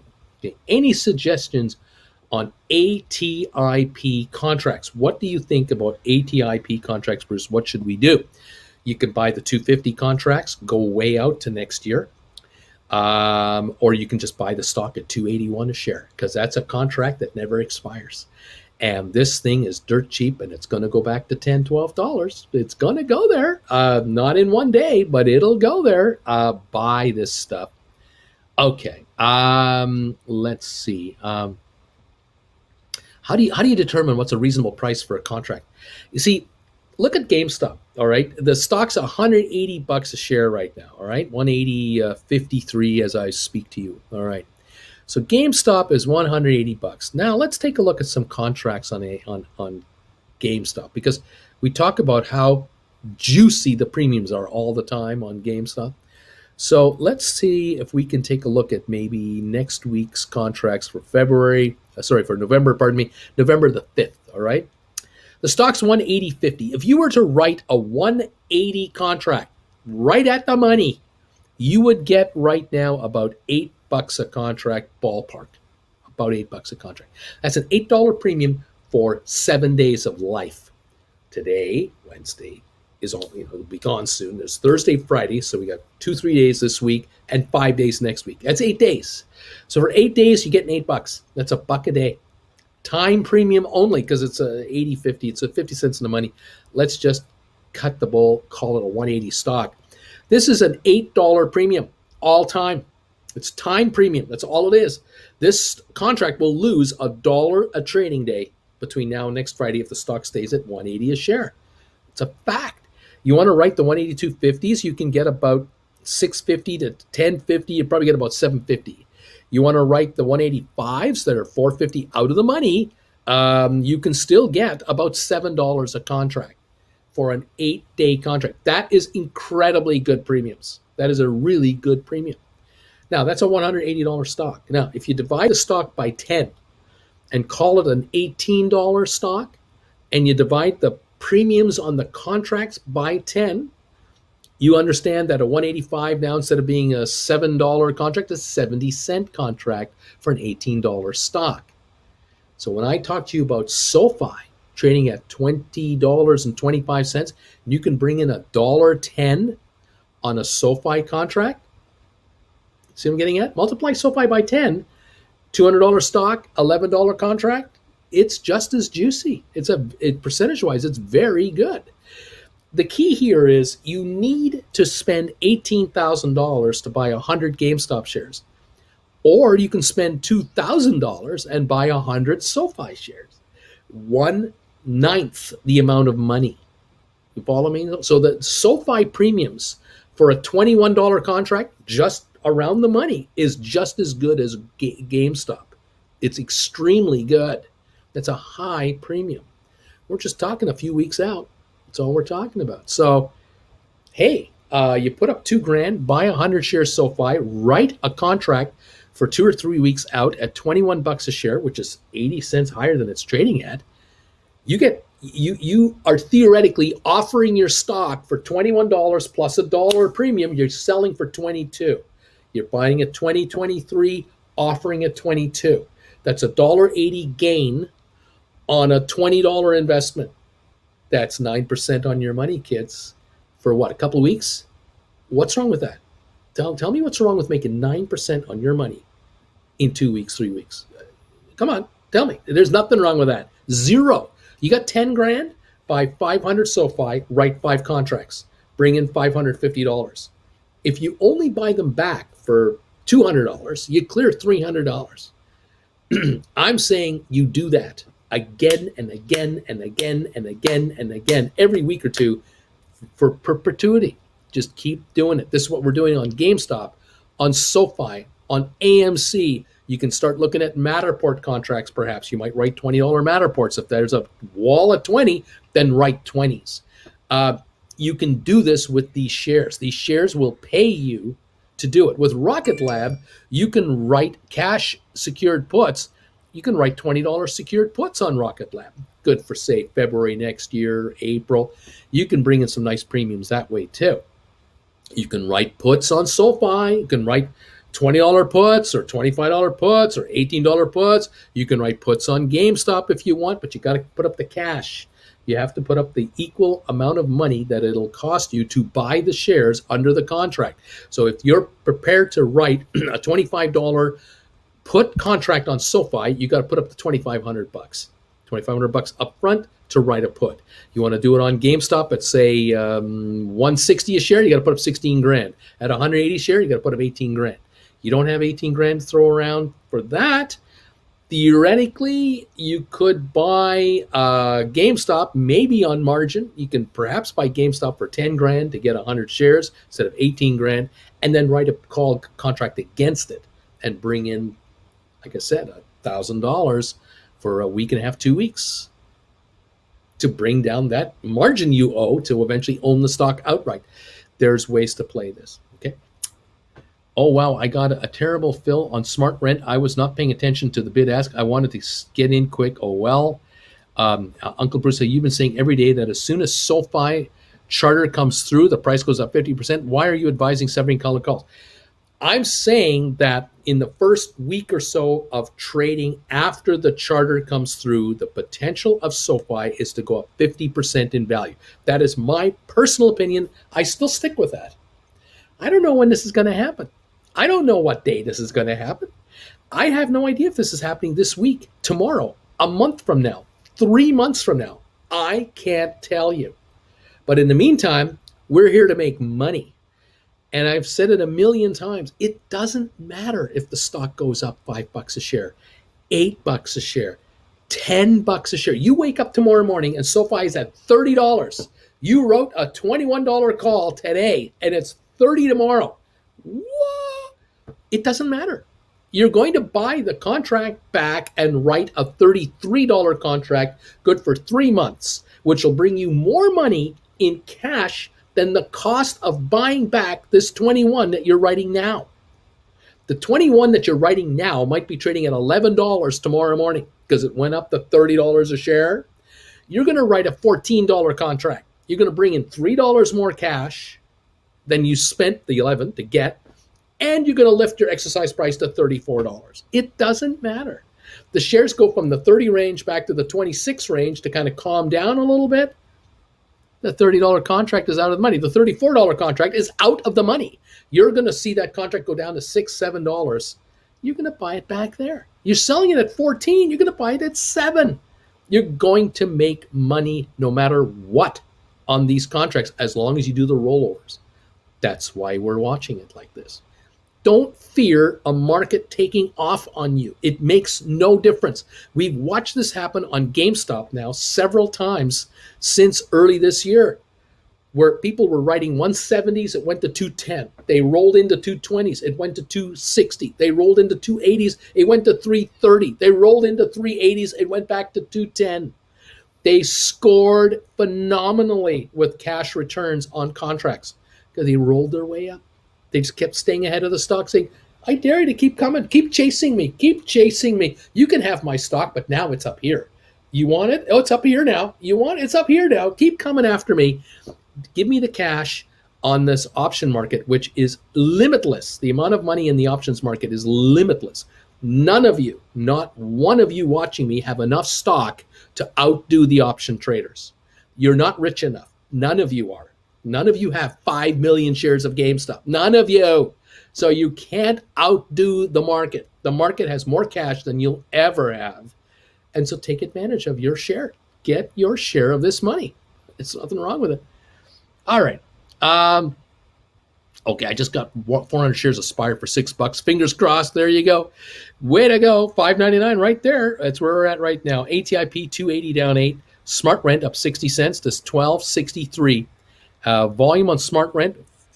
What's the volume now? I'm still showing, I'm not getting an update. 62,800. Virtually nothing on Smart Rent volume. It's unbelievably quiet. Incredible to me. Goldman recommends it, and no one is trading it yet. But that could change as the day goes on. Cheddar, and never mind, it clapped right back. Wow, get into Smart Rent before it runs. Here we go. Let's see. Good morning, Uncle Bruce and everybody. Hi, Coyote. Thanks. You are the best. You got it, Gonzo. SoFi up 40 cents. Smart Rent calls are printing already. Thank you, Jesus. So looking at Smart Rent calls for December 12.5 for 115. Cheddar said, yep, buy him. I'm not a financial advisor. This is a casino, and I have no idea what's going to happen. There you go. It jumped again since that conversation. Fidelity will not even show a chart on GNUS for today. I don't even know what that is. I don't know what they do. I have no idea what's going on. Let's see. Neither will CNBC. Brucey, how come my stock get halted before they even let it open with the market? If the company has announcements to make, or if the SEC has an announcement to make, there's a legal issue, there's something bad going on, there's a takeover, there's a merger, a major announcement, it won't trade. That's how it works. Bruce, did you see Goldman Sachs initiate coverage on Smart Rent from the Savior? Yes, I noticed it from the Savior, and I'm happy to see it. That's the beauty of this channel. A lot of you out there are watching all these different servers. You're hanging out with us here, and you're bringing it to our attention to go, hey, I just saw this. I just saw this. I can only watch so much with you, and I can help react with you as to what we think is happening. I'm thrilled that this is the story. I'm not surprised. I'm not surprised by the news. I'm thrilled by the news. Okay, that is big news. Obama, they are delisting level of stock about to go right to zero. Obama, Cheddar. Wow, that's so strange. Good afternoon, fellow simpletons. Welcome to the Simpleton Story, the Simpleton Party. Oops, I'm late to the party. Ignore my last message. Sorry. Good morning, Bruce. Hope you received our email. I got it, John. I have not had time to react to it. How does a stock not run on a fresh price target that someone like Goldman Sachs, Cheddar, this just confirms what I've been trying to tell you. With all of these former SPACs that are now publicly traded companies that we own, I would say all of them or almost all of them, when they did finally complete their deal, were unknown other than maybe SoFi. And 23andMe was kind of known, but not known as a public company. These guys are brand new public companies, all of them, and they're less than 3-4 months old. This is none of these were underwritten by any of these firms. So Goldman didn't do a financing for these guys. Goldman didn't take anybody public, but the analyst likes the stock. It's going to take a little while for this announcement to permeate into the system, and for the Goldman army to figure out, geez, who are these guys? What's this thing called? What do they do? They're trying to learn what you've learned with me months ago, and so got to give them some time. You're just ahead of the curve. You took advantage of your knowledge of this company first thing this morning. As soon as you heard the news, you got yourself some $12.5 calls. You're laughing already. You're taking advantage of this channel's awareness of what's going on because you're here. I couldn't be happier. I'm thrilled. Let's see. What else is going on? Bill, source, Wall Street Journal, 3D printed houses are sprouting near Austin. Project will be the biggest 3D printed housing development in the U.S. Hundreds of homes are planned. I don't know what's going on today. Smart Rent is now just stuck at 1273. There's no volume, but it doesn't say it's halted. What a weird day. The bid ask is 24-cent spread. Will we see a huge amount of volume on GNUS and Smart Rent? Super, super odd. It's the key to making your full-time. This is the key to making your full-time job. I'm not buying ATIP contracts. It doesn't have the price or the IV to make it worth enough. I'm buying the stock. I think on ATIP, it's a good move. Just buy the stock. Smart Rent up 72 cents to 12.75. That's the high of the day. and we've traded 69,500 shares. That's all. There's nothing for sale, kids. There's nothing for sale. Mike is saying, bingo, Bama. Cheddar, it almost seems as if the systems can't handle the volume. Cheddar, that's where my brain keeps arriving, but it's almost too much, Bilbus, my investments in ME, SoFi, Matterport were intended for eventual regular cover call writing. Looking forward to it. Right on. Bama, my Vanguard account can also not process an order on GNUS. Weird, never had that happen. Will SoFi stock ever split? Who knows? Not now. I don't know what's up with the smart rent. I'm hedging a little bit. Did not see the volume spike. I wanted to. Now it's stuck at 12.62, not moving, not even a penny. Stick around. Just be patient, kids. You're so early. You are so early. You're at the party, and no one else has arrived yet. And you're wondering what happened. I thought this was a hot party. Where is everybody? They'll come. They'll arrive. Don't worry. They'll show. Let's see.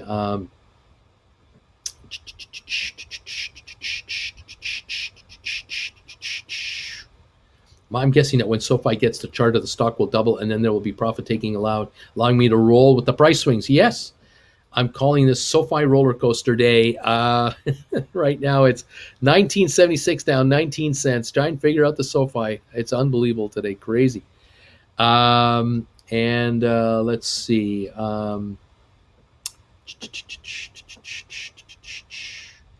Let's see.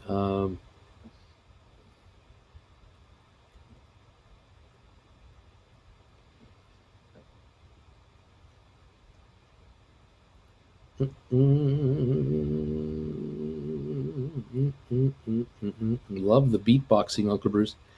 And there we go. There's where we're at. No idea. Let's see.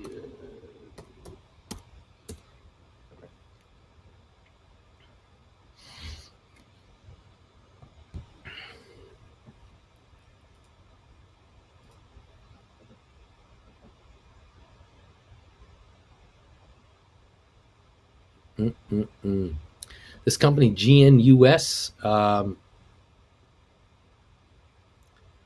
content and brand management company, which engages in developing and producing marketing, licensing branded children entertainment properties, consumer products for media distribution and retail channels. Headquartered in Beverly Hills. 52-week range, $1 to $3 a share. They don't make money, obviously. They got a heavy short interest of $46 million out of a public float of $285 million. Lots of stock out there. Tons of paper out there. Just a ton. Yeah, don't know what to make of this. The chart for the year, not great. 3-year chart. Once broke $5 a share or something like that. $5.94 once, but it's been as low as 30 cents. Back in 2020, it was $1.50 in 2020, $1.40 in 2021. Had a little short here, 187 earlier. I have no idea if this is worth anyone's time. No idea, kids. Can't help you. Do not know anything about it. Let's see. New member, Nick. How you doing? Thanks for joining up, buddy. It's not a great stock. It's really a play. I'm thinking too. This is a play of some kind. I don't know what to make of that. $225 for a 12.50 June 22 call on Smart Rent. Smart Rent $12.68. It's now 18 cents in the money. That's a lot of premium for a June 22 call. It's expensive. Let's see. Yeah, that's the bid on that thing too. That's wild. Yeah, don't know what to make of that GNUS. Spire, $6 a share, up 11 cents at the moment. Spire volume now 531,000. SoFi 1990, down 6 cents on the day, low of 1975. Rocket Lab 1290, down 32 cents. GameStop 180. 180.80 up 296. Matterport 1877 down 19. ME 1175 down 19 cents. Spire at 6. ATIP down 11 cents at 276. Smart Rent up 58 to 1261. Sextera up 6 cents. Smart Rent volume now 75,600. Still no volume to get excited about, and waiting for third quarter results in the not too distant future. IBM up 31 cents. The Dow's up 51. Microsoft up 970 to 319.80 a share. Apple down 45 cents. Tesla up about $30. Royal Caribbean up 9 cents. Not going anywhere. Goldman down 21 cents a share. Not going anywhere either. It's not going lower. Interesting markets today, to say the least. Lots to follow here. Tons going on. Kinds of action up and down and all around. Crazy. Let's see. Let's see.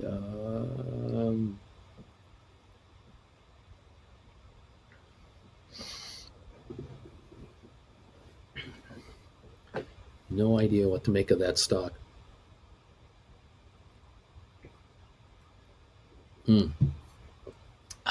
GNUS still unchanged from what I can tell you. 187 last time it traded. It was 168 to 208 yesterday. I think traded 109 million yesterday. A lot of speculation on this.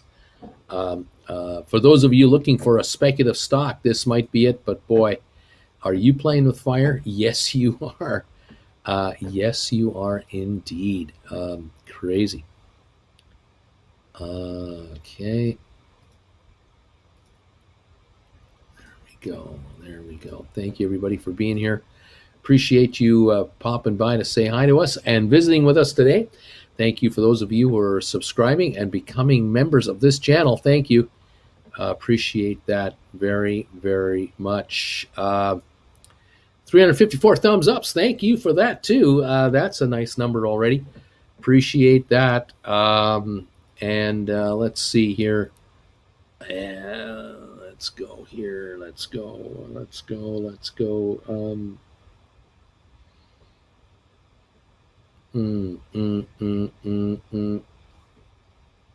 That Spire shot. 613 just jumped on Spire.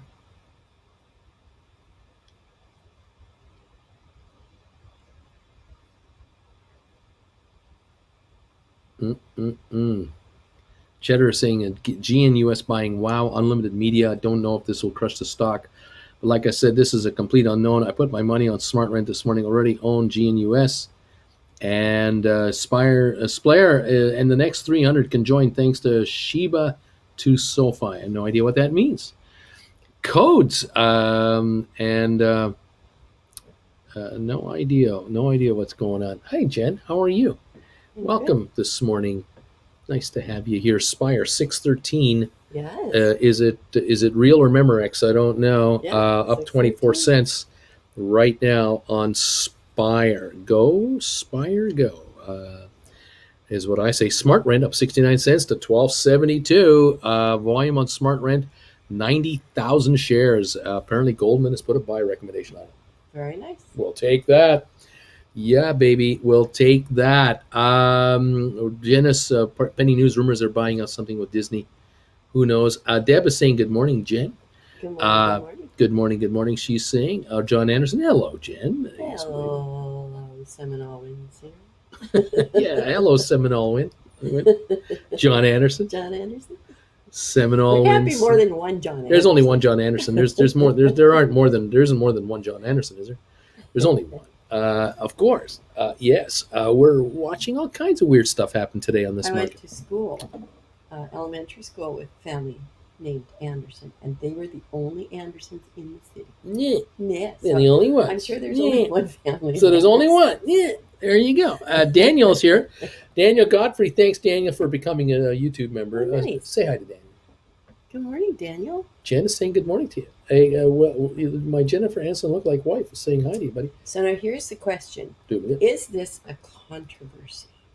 Because I noticed that he is an IEL Danielle, IEL. but there are IAL. Oh, Yes. he says it's good to be back, Bruce. I think Daniel has Oh. returned. Oh, nice. Yeah, returning, Very good. returning. It's nice to have you, my friend. I'm glad you're here. Hey, Jen. He said, "Hey, Jen." Said hi to me. Oh. Rob is saying good morning, Jen. Adventures of Duncan saying good morning, Jen. How you doing, Duncan? Jen, it may be fake news, but I seen an article that they're buying WoW for 53 million cash in stock, so this thing could drop like a rock. Where are they going to get 53 million in cash? They don't have cash, from what I can imagine. Alex, we all stop whenever we're talking about when the Queen Jen graces us with her presence. Got my card updated on YouTube, says Danielle. Ready to go. Excellent. Credit Savage, right on cue. Robbers, Hood, and others halt trading of Genius. It's as if anytime there's a short squeeze, companies just stop trading. Is legal much? Well, if this is a material change on the company's future, it's going to be halted until all shareholders get a chance to figure out what the heck is going on. But I would rather the don't know. exchange stop the trading rather than individual Yeah, brokerage firms. but the or company trading but the firms. company requested the halt. This is Oh, a did company request. Yeah, Oh. yeah. Their securities lawyers probably said to them, you have to halt your stock because you are doing a material change for the corporation under SEC rules. And did the SEC halt it? No, the company halted it. So they obviously notified the exchange that they had material, Yes, a yes. material effect on the stock. The exchange cooperates with the company, of course, and now the company is There you doing go. whatever they're Yes. doing. And now there's probably a 30-minute time frame or 20-minute time frame for the stock to be recalled for trading, I suppose, and then we'll see what happens. I guess. Okay. So Jen is actually a hand model as a side gig, says Gonzo. Bill was they will allow them to move a lot of work to Canada from China, a lot of tax breaks, etc. Okay, whatever. There you go. Thumbs up. Yeah, thumbs up. See, let's see how we're doing for thumbs You're ups. further away from you. We have 371 thumbs ups, and Jen is helping out any way she can. There you go. We appreciate it. We love it. We're doing what we can. Hey. So you have a choice this morning. Oh, I do. Yes, you do. So you could have sesame bagel with jelly, Concord grape, Welch's Concord grape jelly, I don't even know why you're going to keep talking. or you could have And everything. an everything bagel with the sliced ham, cheese, and an egg. I could, but I think I'm going to go with the sesame bagel. You had no And sesame? I might go with the other one tomorrow, but we'll see. I don't know. Will there be any left by tomorrow? Well, who knows? Who knows? Who can say? I mean, bagels don't last long in this house. They surely do. I went to Sherman's You went to Deli Shirley's? yesterday. Shirley's. I went to I told you Sherman's. before. Don't call me Shirley. My name is. I told you before. My name is Shirley, Shirley. you just. Shirley, you just. I told you my name is not Shirley. I went to Sherman's Deli yesterday to buy sesame seed bagels, as I was told to on Sunday night. Oh yeah, come in Monday Monday morning night. and get them. So I come in. After the show. Sold out. No, we're out. We don't have any. I said, do you not bake them on site? Yes, we bake them on site. Bake more. You mean you come back tomorrow? Maybe you can. See, they don't want day old. Maybe you can kiss my keister. Anyway, so I had to buy Oh. some everything bagels. Oh, Just to grumpy kinda- old man. Grumpy old man. Grumpy old And then I went to Bristol Farms next door. I found they had one. We don't have Bristol Farms in Canada. No, but they have one down here. And so I found one sesame seed bagel. I bought it. Just bought that. They had one. It's individually wrapped. I don't know if it's any good. We're going to find out. Jen's going to toast it up. We'll see if it's any good. Make sure it's crisp, though. No, 'Cause I don't want it to be spongy. soggy. I'm thinking of dipping it in milk. Help wanted.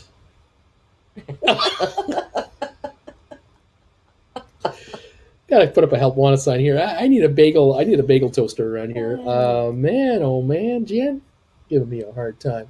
I'll see what I can do. Okay, Okay. thank you, Jen. And you folks think I have it easy. Think again. It's not easy around here. It used to be easier. It's not that easy anymore. I'll tell you that right now. Oh man.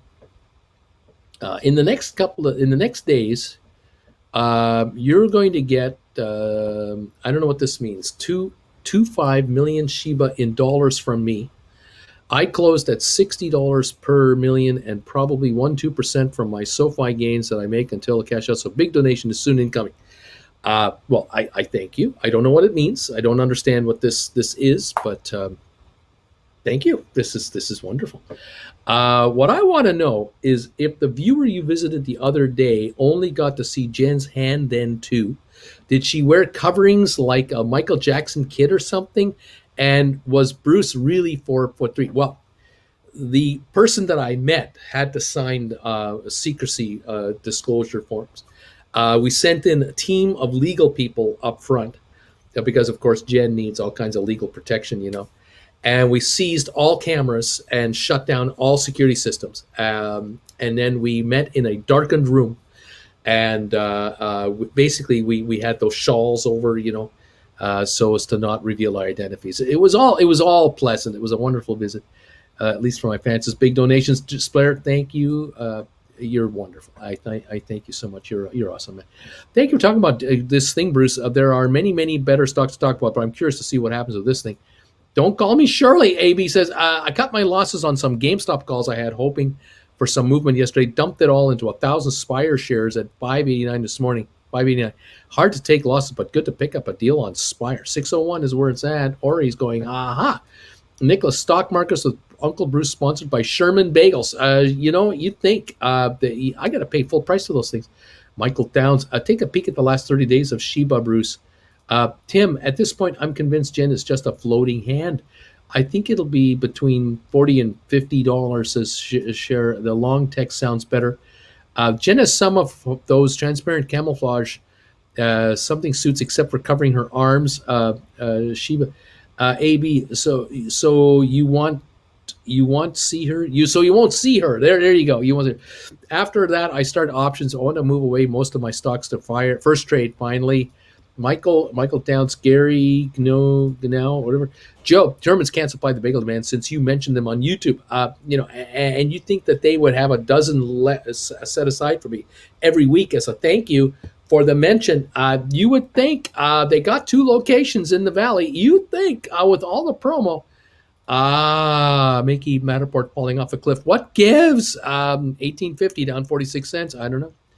It is what it is. Smart Rent up 76 cents to 12.79 now. 100,000 traded. This is the high of the day. ATIP down a dime. Spire at 602 up 13. 23andMe down 13 cents to 11.80. Matterport down 45 cents. GameStop 179.32. SoFi 1978 down 18.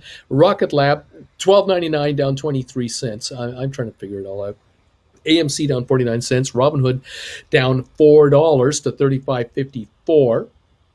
SMH ETF up down 89 cents. Home Depot up 362. IBM down a nickel. Dow down 3 points. Microsoft up $11. Apple down 40 cents.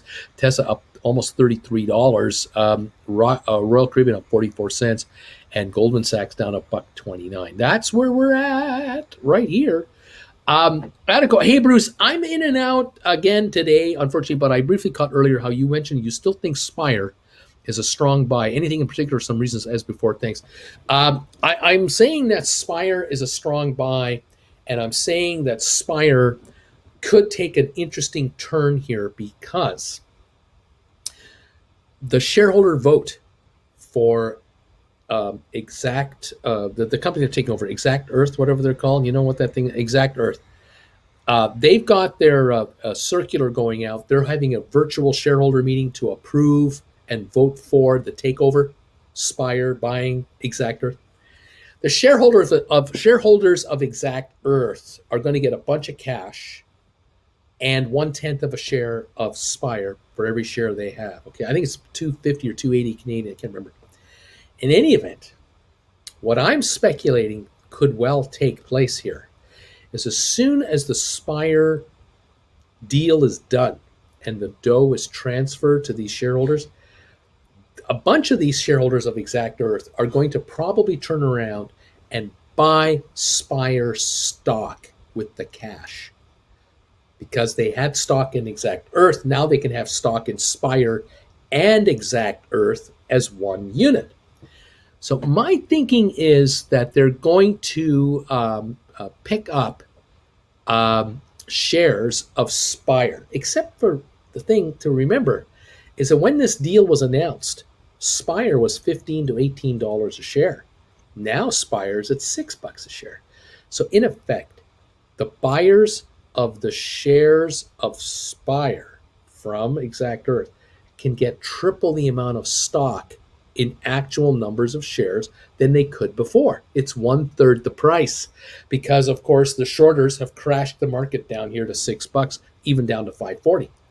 So I'm thinking that it is possible that a bunch of investors in Exact Earth are going to turn around and buy up a bunch of Spire stock at $6. And on top of that, I would not be surprised if a bunch of savvy hedge fund investors who are watching all this take place in Canada and down in the US are going to join them and they're going to pick off this stock. They're going to buy it up and it'll easily pop to 8 to 10 easily. Now, if it just does that, just 8 to 10, I think the next shoe to drop will be all these shorters who are short down to 540 a share will start to panic and go, uh-oh, our stock is up in volume, it's up in price, and it's being gobbled up by cash buyers. These aren't day flippers. These are long-term investors. And at $8 to $10 a share, these guys will have met their match. They will have to start covering their short positions to get out from underneath their short position scenario. This could pop the market another $3-4. Next thing you know, we're at $14-15. Short squeeze will be even more amplified at that point, taking it to 25 a share. That's what I talked about this morning on Spire. That's what I've been mentioning today on Spire. I still believe there's a pop coming on the stock, a real good one, because we were 1850. We're for no reason we're here. No corporate reason to be here. None. This thing has been shorted by a gang of outsiders who I think are going to get their comeuppance. This is my thinking on it. Let's see what happens. Let's go. The sesame seeds are sitting on a cargo ship outside of LA, Bruce. That's why you can't find them. Only a hand floating in the wind. I think imagining good things are happening with Spire earnings as well. What's up with SoFi recently? I don't know what to make of it. Do you think this beatdown of Spire would worry the Exact Earth folks enough to back out of the deal? No, 80% voting for it. It's a done deal. It's happening. It's happening. Hey, Bruce, can you look at MVST and see if I should be writing contracts for November or if I should go better to go out to December? MVST. I don't know who that is. I don't know what that is. Who are these guys? Who are they? What are they? Why are they? What? MVST. Microvast Holdings. I have no idea who these guys are. Stated underweight at Morgan Stanley as of August. Not being highly talked about by any brokerage firms. 738 to 25 a share for the 52-week range, sitting at 808. I don't know what you're looking at. Thank you, Jen, so much. On November or go to December, kind of your call on that one. I don't know how the stock's going to do. I don't know what's going on. Zach, we have an awesome 620 people watching the show and only 325 thumbs ups. I mean, come on. Thank you, Zach, for bringing that to everyone's attention. We're now at 391 on the thumbs up, and I got my bagel. I mean, that right there should be 100 thumbs ups right now. We should be at 500. You're not live. We're not live. Oh, there we are. Well, we're live. No. It's a little delayed. If I refresh, here we go. If I refresh, I can go closer to live. There's 405 now thumbs ups. How come? And you get the delays, and you know. I hear my father saying to me, "How come? How come?" We weren't allowed to say that. You weren't allowed to say the word "how come." No, it's why is that, or why is that? That's weird. That be? We have 427 thumbs ups with the bagels here. We should be at 500 thumbs ups. Should be easy 500. I appreciate all of you who are doing this thumbs up thing. We love it. Let's see what happens. These bagels have lots of holes in them, so you get lots of little wells of grated jelly. Ooh. Yeah. I don't mind that. Good with your drink? Are you done with your coffee? Oh yeah, I'm kind of. Oh, yes, now. Yeah, ended up. You can finish it in. It's warm. Oh, okay. It's just warm now. Okay. But I thank you so much, Jen. She's saying goodbye. There you go. Spire 602603. What else is going on? This GNUS thing is 187. Still no trades. And well, there you have it. Here we are. A bagel, bagel, bagel, bagel. That's what everyone's saying. Bruce, time for a bagel. Bagel, bagel, bagel. That's it. Thank you, everybody. Well, let's take a look and see how this thing works out. We'll grab this one right here. This quarter. It's the bottom right here.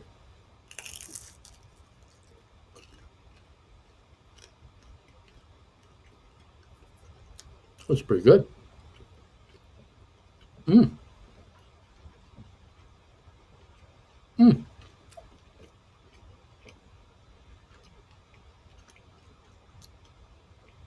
Mm.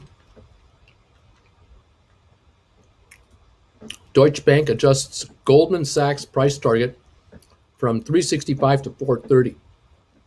Maybe they should just follow the daily price action one day afterward at this point. Yeah. The stock is better than, it's going up. It's doing all right. GameStop 178, only up 16 cents. Any of you wrote contracts this morning? Did you write contracts on GameStop this morning?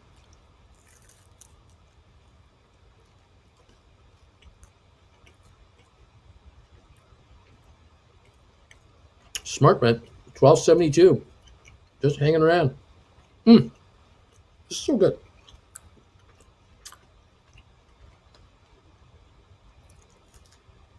Very nice. The Dow went negative. We're down 77 on the Dow. Visa and Dow shares are leading the Dow lower. Okay.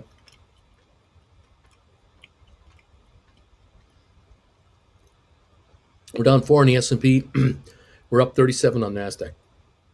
Oil down 73 cents to 83.92.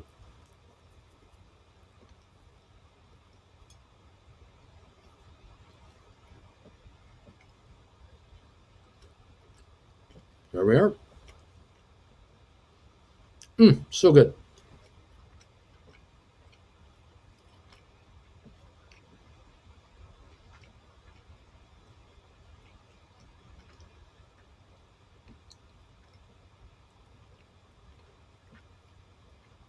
Relative strengthening the index on Spire is 30 to 40. That indicates that it's still oversold in that territory. They're hiring dozens of people in DC to handle government defense contracts. No brainer, buy this stuff. There you go. Awesome sauce stuff. Thank you, everybody. Dow's now down 65.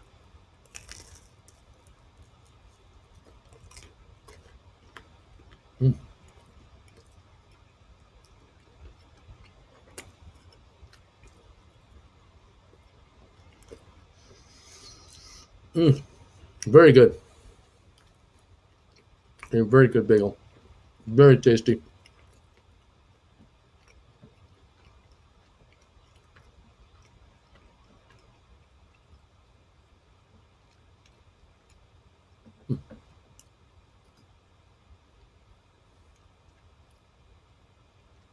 We've got oil data coming out. It's trading around 84 a barrel for West Texas. The Energy Department says U.S. distillate stockpiles are down 400,000. U.S. gasoline supplies down 2 million barrels. U.S. crude inventories are up 4.3 million barrels. So there's increase in crude, but a decrease in refined. So it's kind of a mixed bag.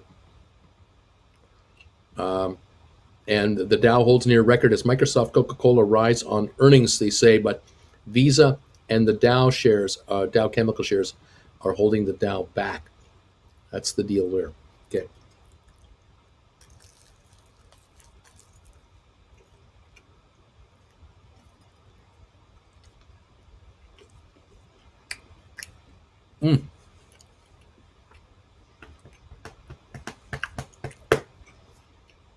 Smart rent, 1276 on 107,000. That's all.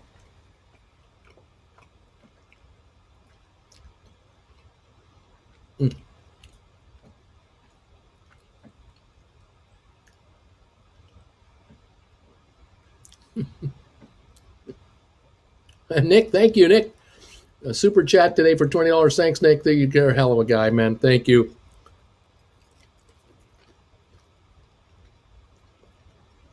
A little bit of bagel money.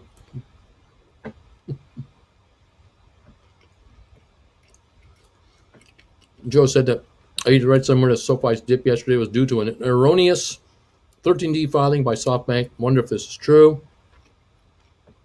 Nick, I sold to open 10 October 29, 180 strike for 495. Do I do it right? 10 contracts on GameStop for 180, expiring in 2 days for 495. You did it right. You did it right. That brought you in $4,950. Yes, sir. Two and a half days, right around this level right here. Yes, sir.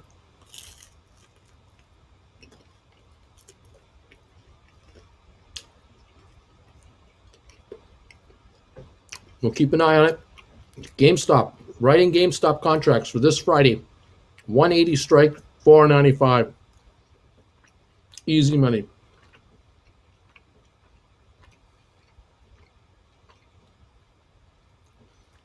AB, it takes years to find people that experience to handle contracts with the government, especially in the DC area. And the legal department and so on. Spire is here to stay. BW, U.S. Air Force. Good morning, Miss Jen, and good morning to you, Bruce, you old so-and-so. Thanks, buddy. How you doing, man? Nice to have you here this morning. Welcome, everybody. GameStop, 178.44, writing 180 contracts. Good move. Yeah.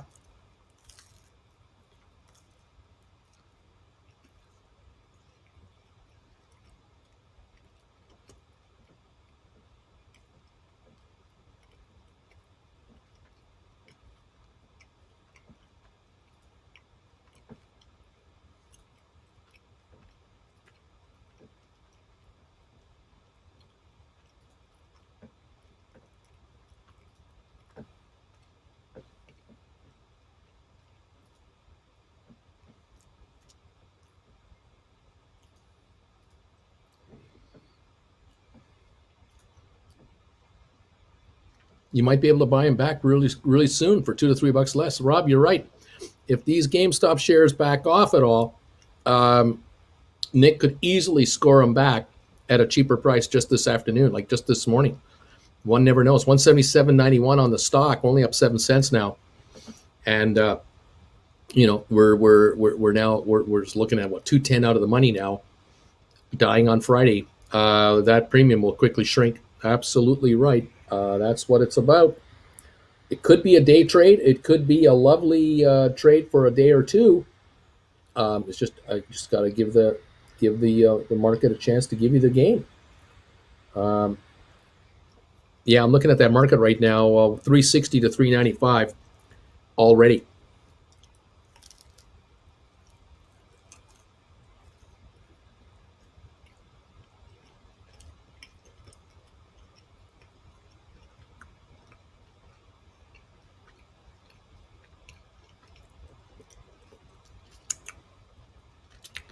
Just finishing off this bagel. Fantastic.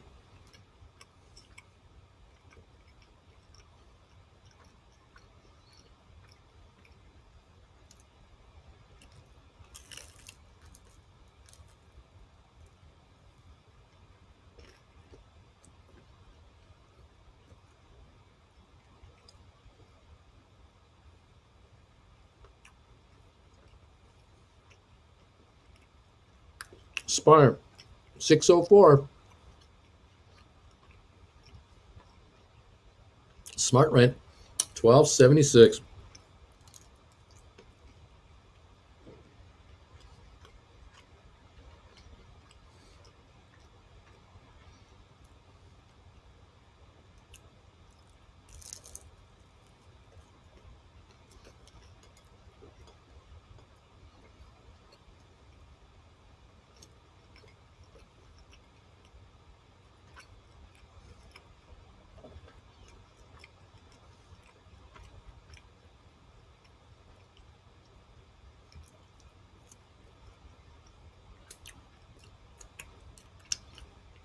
Oh boy, that was so good.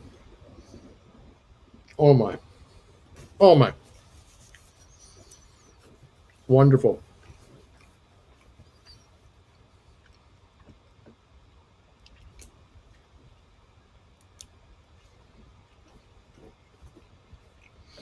AB, you make a good point here. What do you think about companies like WeWork? In my opinion, it's like DWAC or Hood. I would avoid it altogether under how does this thing make money, but frenzies will probably push it up. Scary thing about the frenzies. Nick saying, I'm learning. Hopefully, it's a winner on Friday, end of the day. Rob, Nick, it should be showing green already. That's a nice move. It doesn't matter. It'll lose so much in time depreciation alone by day. You can buy it back for $1 this Friday or earlier. Rob, put a limit order in to buy close until Friday and enjoy. You can always put in a 101 buy order, a 51-cent buy order. You can otherwise just leave it alone, just let it drift. There's some money to be made here on these call options. Absolutely.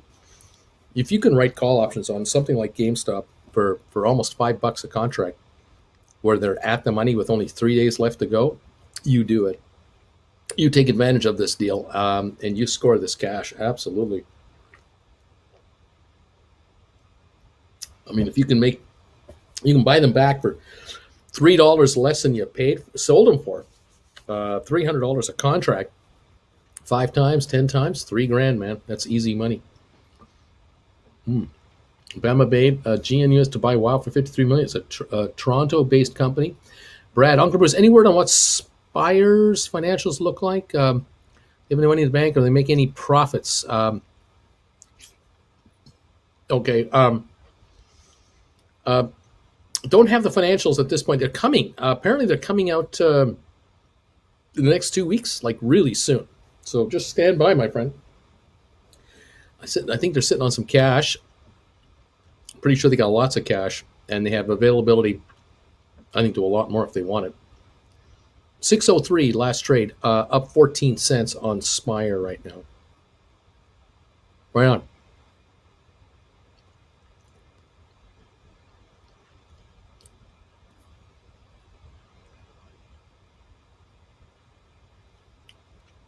$603.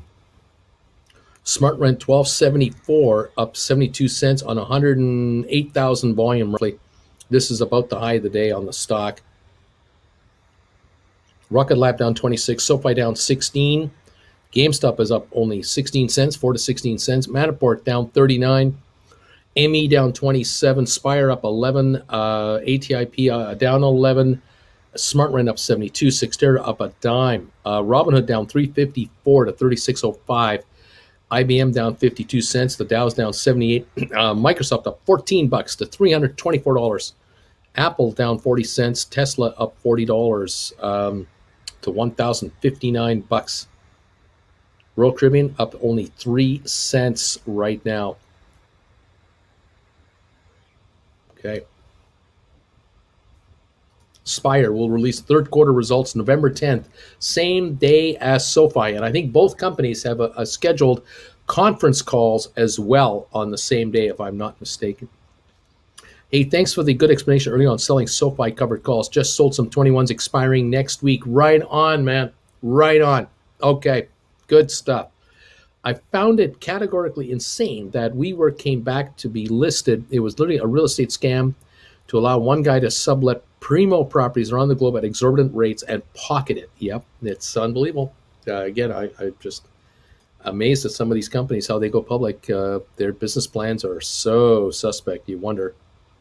I just wonder. I really shake my head.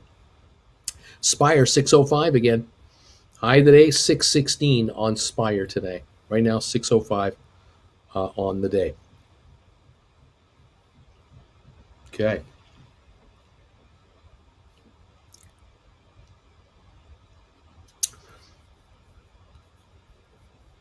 Fantastic. Take in some easy option money from these players. Absolutely. Hold SoFi, generate calls through earnings. Sell some, hoping for buyback opportunity. Just seems like shorters take advantage of earnings no matter how great they are. Again, that's the beauty of the options market. You can write a call option today going into an earnings report.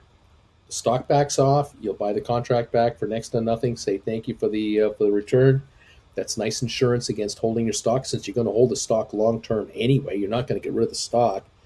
Then there's the other side of it. If the stock wants to go higher, fine, let the stock go higher. Great, you'll roll the contract into a higher exercise price.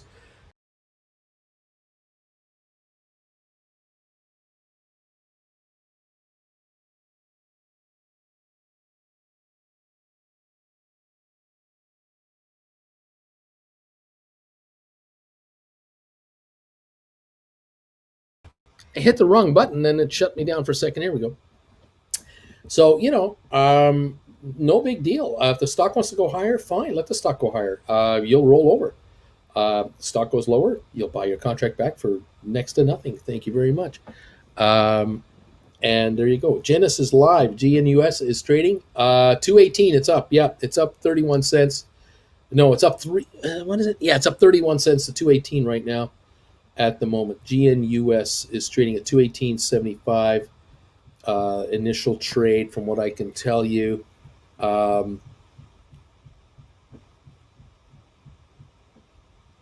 218 a share, 220 a share now. At the moment, 220 a share. 3.4 million, I think, is the initial volume at the moment. I have no opinion on this thing. I have no idea if this thing is a winner or a loser.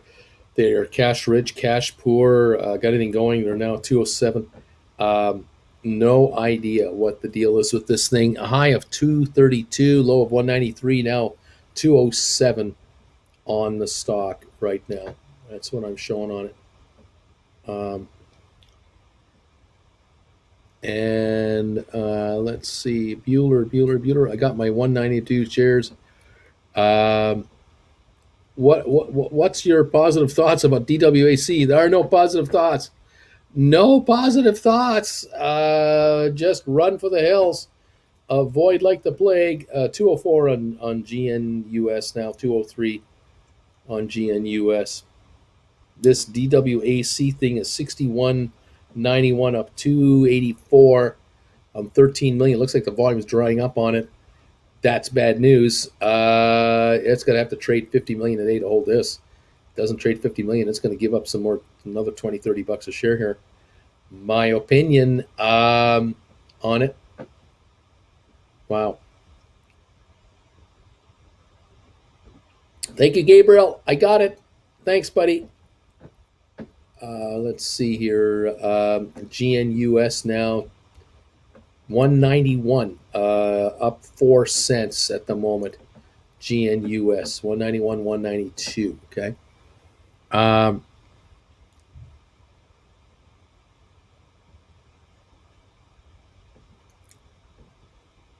What about buying these DWAC puts? No idea. I've heard the premiums are ridiculous, so I'm not sure. I'm not sure you want to go there. I'm not sure you want to go there. If you got in at 9 and dumped at 144, you're probably related to the Donald. There you go. DWAC have nothing, just some wireframes. I wouldn't buy it at 2.2 billion. These are probably looking costly with their premiums. I agree with that, Coyote. I think that's ridiculously priced. I'm sure it is. I would avoid that thing at all costs. Nothing but heartbreak. No upside there, I don't think. I'm sure, like all Trump businesses, it'll do very well, says Michael. I'm sure it'll do just fine. 178 on Genius Brands now, 180, down 9 cents on the day. So it had a little pop at the beginning, and now it's coming under pressure.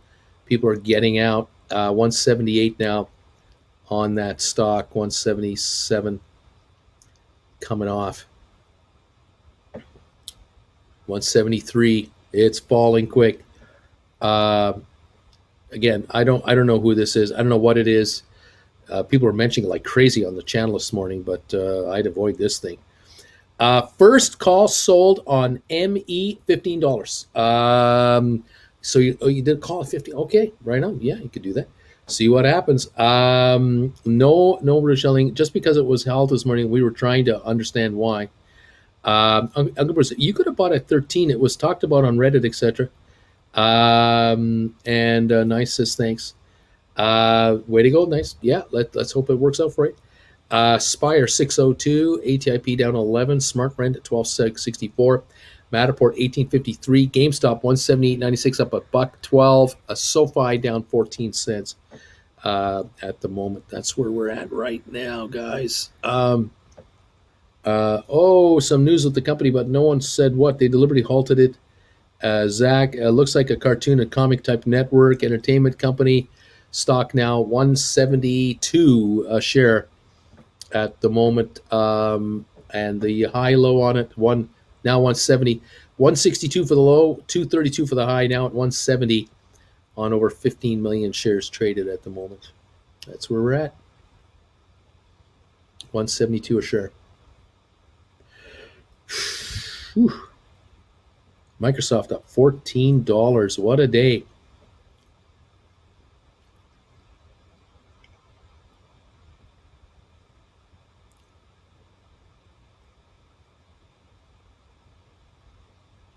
ME down 22 to 1172 today.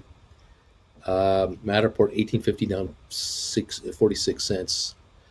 172 on that Genius Brands International, now down about 15 cents at 172 approximately. Volume on it now is pushing 15.2 million, 171 at the moment.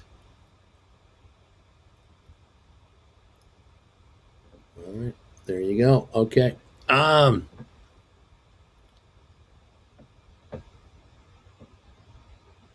If Trump University goes public, I'll load up. And yeah, cash poor. I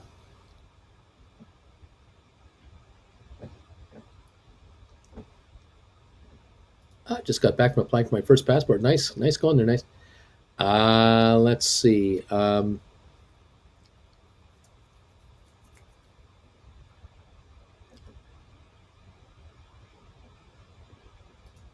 Hey, Larus, what do you think about these guys who made a website that aggregates what senators and House members bought and sold on the good old stock market in close to real time? I think that's a great idea. I think that they should be totally transparent. Zach, Larus, I missed the morning rant. I'll watch the replay after the show. Any reasons why today is kind of a down day? Market upset by Hood earnings. Covered a lot of stuff this morning. I graduated Trump University summa cum laude with a 1.3 GPA. GNUS, wow, has over 1 billion monthly YouTube views and 2,500 advertiser supported channels. Rob, does anyone else sing Homer Simpson spelling smart for smart when looked up smart print ticker? Bama Cheddar, cancel my order. Decided to wait to see how things shook out. Thought it was going to be halted for the whole day. Sure did learn a lot. Channels that children have on constantly. Yeah. Scary. 172 on the stock now. 16.3 million traded, down 14 cents. That's where it's at. The Dow's down 83. The S&P down 1. NASDAQ up 51. We've had, 5 of 6 days been positive on the Dow lately. It's been a good run here. We're watching to see what happens. We got earnings coming out later tonight, too. Let's see. Yeah.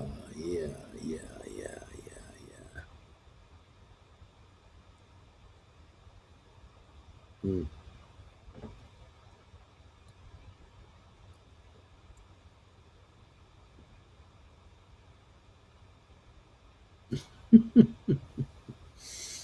I went to Trump Business Law School. The strategy is to have a selective memory and always hire a bunch of desperate underlings to throw under the bus. Oh, man. Spire is $6. GameStop 179.52 up 168.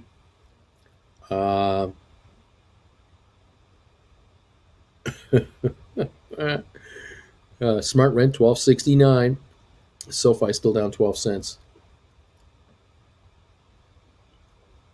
Dow's down 87.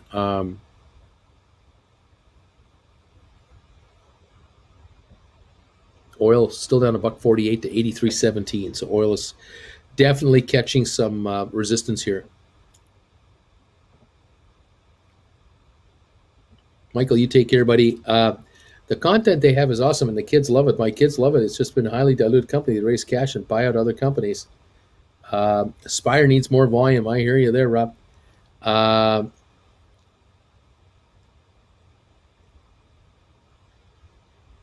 you go. Yeah, just need some volume on Spire. I agree with that. No doubt about it. See how it wants to play itself out here. 11 so far. Lots of intrigue on the Spire. Lots of intrigue there on the Spire. Okay.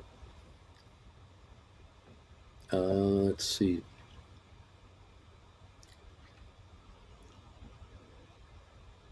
Sixtera slowly climbing. It's been nice to see. What kind of deal you think they could do? What kind of deal helps these guys? Yeah, Austin, I'll tell you. What's it now? Up 3 cents. Not much going on here. Hit a high of 976. Volume 45,000 shares. Yeah, this Sixtera company.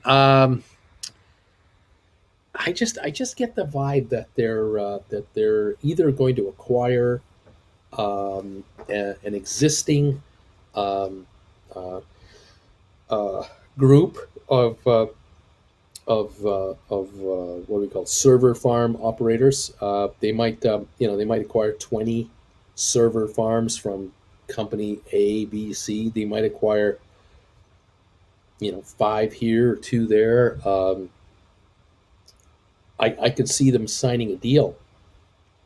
One day they'll sign a deal with a corporation that provides them with a server farm um, services, where they buy the company's existing server farm, the one they have, and they're going to expand it to triple the size and utilize a third of the unit for the company that they bought it from, and the other 2/3 for their existing clientele, where there's consolidation going on. I can see. I mean, there just could be all kinds of stuff here if they. I just expect them to expand into more of these server farms. I just do, and acquire clients with it. Um, anyway, that's just my thought. Um,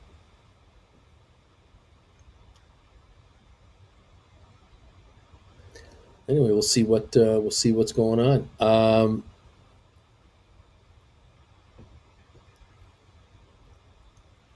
All kinds of comments in. Yeah, Tesla stock over 1,000 share, unbelievable.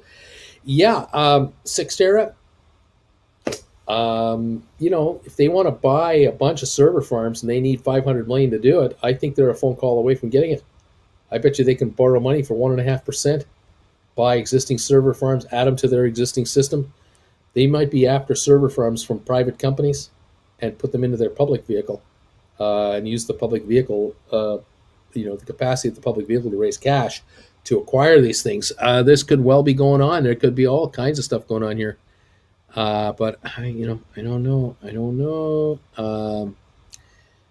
if, when, or how. On the other hand, they might have enough land in inventory now where they could theoretically build out 10 or 20 more server farms themselves, and it could be that they're just slowly but surely going to do that. Uh, wouldn't surprise me if these guys come out with an announcement saying that they've just raised $1 billion at 1.5% to build out 5 server farms at 200 million apiece, or 20 of them, or whatever the cost is needed to go from 60 to 80 server farms. That could well be part of their solution too. They're just being very quiet right now. They're not saying a word, not a word. So yeah, Bruce, I saw your Tesla SUV on the road today, slightly silver, so it won't show as much dirt. Yeah, I'm driving the Model 3. It's okay. ME about to go green. We're only down 2 cents. Come on, baby. Keep it coming. And we're up 605 on SoFi, on Spire now. Sorry, Spire up 605. SoFi down 16. GameStop down is up 58. Matterport still down 53. ME down 7 cents. Spire up 16. ATIP down a dime. Smart Rent up 68 cents to 12.71. Sextera up 6 cents. Smart Rent volume 135,000 now. A little more volume has come through. IBM still down 89 cents. The Dow down 109. Microsoft up 13.50. Tesla up $44. Royal Caribbean down 11 cents at the moment. It's quiet, somewhat quiet here and there. Let's see. Yep, we're up to 1271 on Smart Rent right now. Looking great. Spire 605. ME down 7 cents. Yeah, ME crept up without me noticing. I've paid my rent the last few months with profit. Can't tell you how good that feels. It feels liberating. Spire just picked me up at $5.98. My average down to $7. There you go, Ferrigan. Good job. Yeah. Coyote, that's amazing. Congrats. Ferrigan, thumbs ups to you. British Shilling says, Rob, good point. I have a sort of face that makes you realize God has a sense of humor. Rob is saying, nice, Ferrigan. I got 1100 at 636. And Coyote says, thanks, Zach. If you'd have told me I'd be doing this a year ago, I wouldn't have believed it. Here we are at $5.99 on Spire, $11.98 again on ME. We're green. We're up 4 cents on ME. We've turned green on it. Nice to see that. Spire still up a dime. ME now up 4. Smart Rent up 63. ATIP down a dime. Matterport down 51. SoFi down only a dime. It's coming on as well. Rocket Lab is actually coming on. It's at 1302 now. Still off 21 cents, but it's coming on a bit here. Good to see that. A little bit of improvement on some of our stocks. 1986 on SoFi. The Dow still showing down 94 points. S&P down a point, and NASDAQ up 58. And let's see.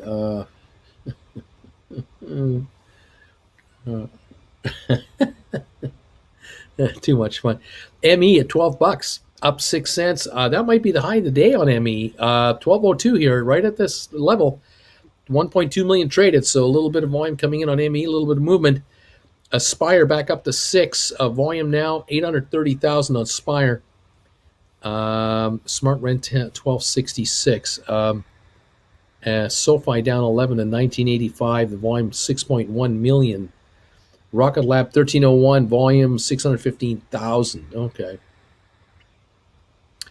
That's where we're at right now. Spire sitting at $6. ME 11.98 to 12. Okay.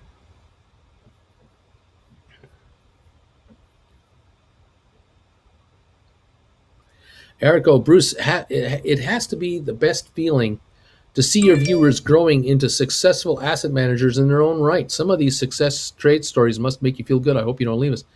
I'm very excited, very pleased. More coming all the time. New viewers joining us. People who want one-on-one consultations, doing that as well. Having a chance to talk to you singly and go over your strategy with you and talk to you about some what-ifs and scenarios.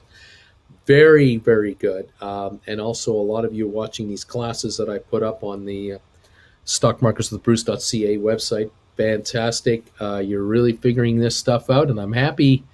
Let's see. Zach says to Coyote, I hear that I didn't hardly know what an option was 6 months ago. I'm hoping the next 6 months will put me in your position, at least partially. British Shilling says, I just read Emmy bought lemonade. I can't get that in a supermarket. I'm really happy with Emmy and lemonade, but I feel bad for the kids on the corner. They'll be wiped out, says Rob. Swinson, I've learned so much these past few months. Thank you so much. Coyote, Zach, you got this, man. You got this. Well, welcome, everybody. Thank you for your kind words. Appreciate that. And thank you for being here. Thanks for being members and giving the show thumbs ups. And those who make donations, these PayPal donations you guys make are the best. I thank you all so much for those. Just tremendous. Genius Brands 161, still falling on now 33.8 million shares. So it's not going anywhere. Not doing well. It was a 232 on the start of this trading. Now it's 161. Not looking good at the moment. Not looking good. Volume 34.7 million. Okay.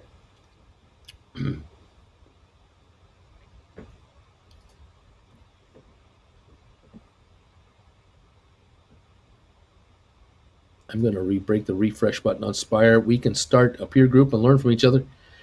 Cutthroat capitalism. And Zach, Gody, all thanks to the Bruce for so much knowledge and perspective. Article. I'm sort of the loop today. What is this GNUS brand all about? New stock to follow? No, it's a stock that was halted this morning. Everyone's asking about it, but it's just having a terrible run here. I would avoid this thing like the plague. It is a dog, and it is not doing well at all. I would avoid this thing. Looking at DWAC from time to time, it's up 490 today to 64, but it was at 66.77. It's backed off a bit. Another one to avoid at all costs. Stay the heck away from this. What else have we got going on here? We're showing SoFi now at 19.90, down only 6 cents. It's coming back on here. Definitely improving. Over 6 million traded. Spire at 604, up 15 cents. ME 11.95, up a penny.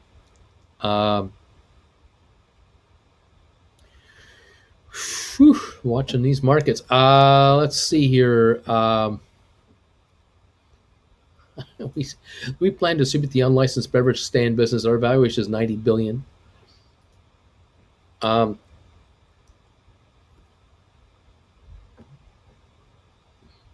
No, the Spire merger does not dilute the stock. They're only issuing like 5 million shares from Treasury for this stock, for this company. It's not having anything to do with it. What type of bagel did Bruce have? It was a sesame seed bagel today. No, Obama Bay asked about this morning, and I happen to hold shares and bought puts. It's not a smart stock to be in. Let's see here.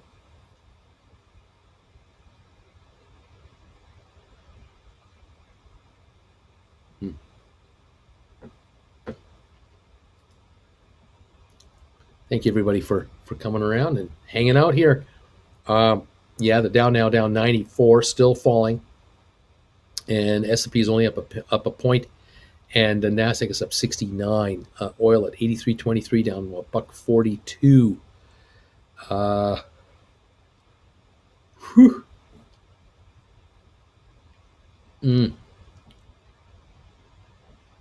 9 thumbs away from 500 today. That's pretty good. Thank you, everybody. 492 thumbs ups. Thank you, guys. Appreciate that. And where do we got that? I don't know where we have that. SoFi about to go into a nice green color. SoFi 1994, only down 2 cents, about to come around. And a Rocket Lab only down 15 now. It's coming around. Nice to see this. I need to know Jen's mood. Jen's fine. It's all good. Jen is fine. Autumn Grace, thank you, Autumn, for being a member for 5 months. Have you looked into the SPAC called DCRN merging with Tritium, who manufactures EV chargers? Have not looked at that deal. Haven't inspected it.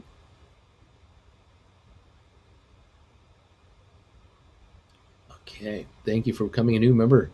Beautiful. Let's see.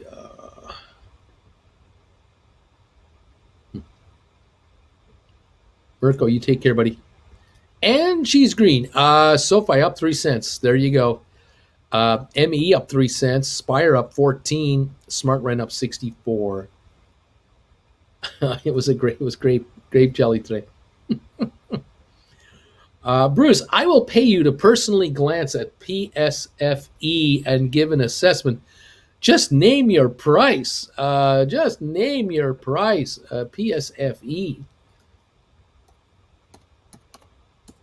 Oh my gosh. PaySafe is what they're called. $7.53 a share. High of 1957, low of 690. Stock was cut by Bank of America to 12 from 15 back in August 18.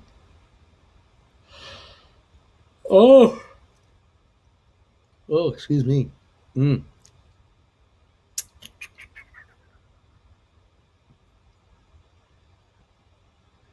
mm. Payment solution company. Don't know. Don't know what to make of this. It's had a bad year. Was 18 something, 1890 last year. 17s, then the 15s by April, May 13s, June 1133, August 1112, September 870, October 11th 691. Right now 753. Does not look good. Does not look good, my friend. I don't know if you can afford to pay me for this. Does not look good. Man.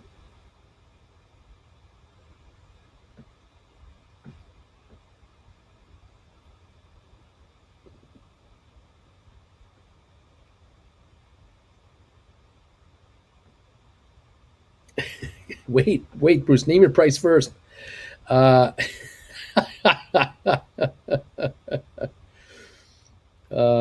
Chino says, I like it. I just got in it. Don't know. Hey, Bruce, when a trader came to you with new companies to invest in, what would you usually want as information? Cash on hand, debts, nature of the business? Rob, it's a million questions. There's a million things I need to know about a company to give it a thorough look-see. And just pay safe right here. I have, just initial viewing looks terrible. I really don't know what to make of it. Yeah, scary. Just scary stuff. Yeah. Whew. Oh boy. Excuse me, folks. I'm hanging on by a thread here. Another long morning. Staying on top of this market here. 509 thumbs ups. Thank you guys so much for 509 thumbs ups today. Thank you. Um,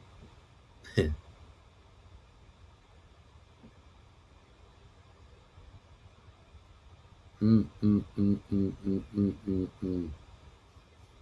Thanks for checking it out. Maybe a holiday play. Free Thinker McJones. GameStop up a buck 50, 179.34. SoFi back down 3 cents. Matterport down 49. ME up a penny at 11.95. Spire up 11 to 6. ATIP down 9.5 cents. Smart Rent holding a gain of 62. Xterra up 7 cents. Rocket Lab down 17. SoFi down 1 cent. That's where we're at here. The Dow is down 84. S&P up 1.8 and Nasdaq up 78 points. Yes. Ooh. Oh, pardon me. I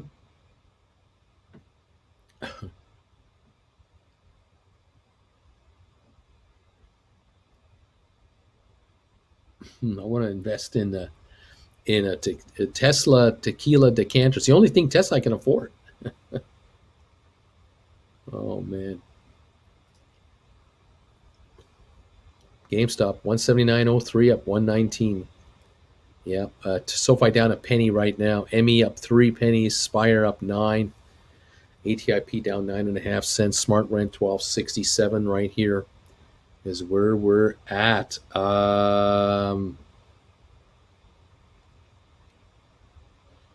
Oh boy, Free Thinker, don't you know it? I'm getting tired. I got to get a rest in and get ready for the afternoon show today at 3 o'clock.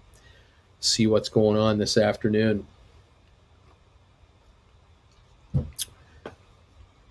And the market is now down 79. Looking a little better on the Dow, but not much going on. It's pretty quiet here. Not much happening here. Spire 598, jumping about. Down 2 cents on ME, down 9 on SoFi. GameStop 179.26. Smart Rent up 64 cents. IBM down a buck 34. Microsoft up 13.67. Apple down 31 cents. Amazing stuff. Royal Caribbean down 25 cents. Goldman Sachs down 3.90. There you are. Got a lot of earnings coming up in November. Matterport, ATIP, Spire, SoFi, and ME. I think GameStop too will be. Won't that be November, or will that be December? It's not going to be too long. Yep, a tired Wednesday. Yeah, agreed, Zach. I can handle bad news. I'd rather hear it than get stuck finding out the hard way. There you go. I hear you there, my friend. I hear you there. Okay, I'm going to pack this in. I'm going to shut this show down right now. I'm going to get a little bit of rest, and I'll fire back up for 3 o'clock this afternoon. So join me if you can, and check with me this afternoon. Let's see if we can make some more money there, and we have a better market. Those of you who've been doing some option work this morning, congratulations. Keep up the good work. I'll join you at 3 o'clock this afternoon for the final hour of our day, and let's see what we can do about making some more cash in this market. All right, guys, thank you so much. I'll see you soon. Bye for now.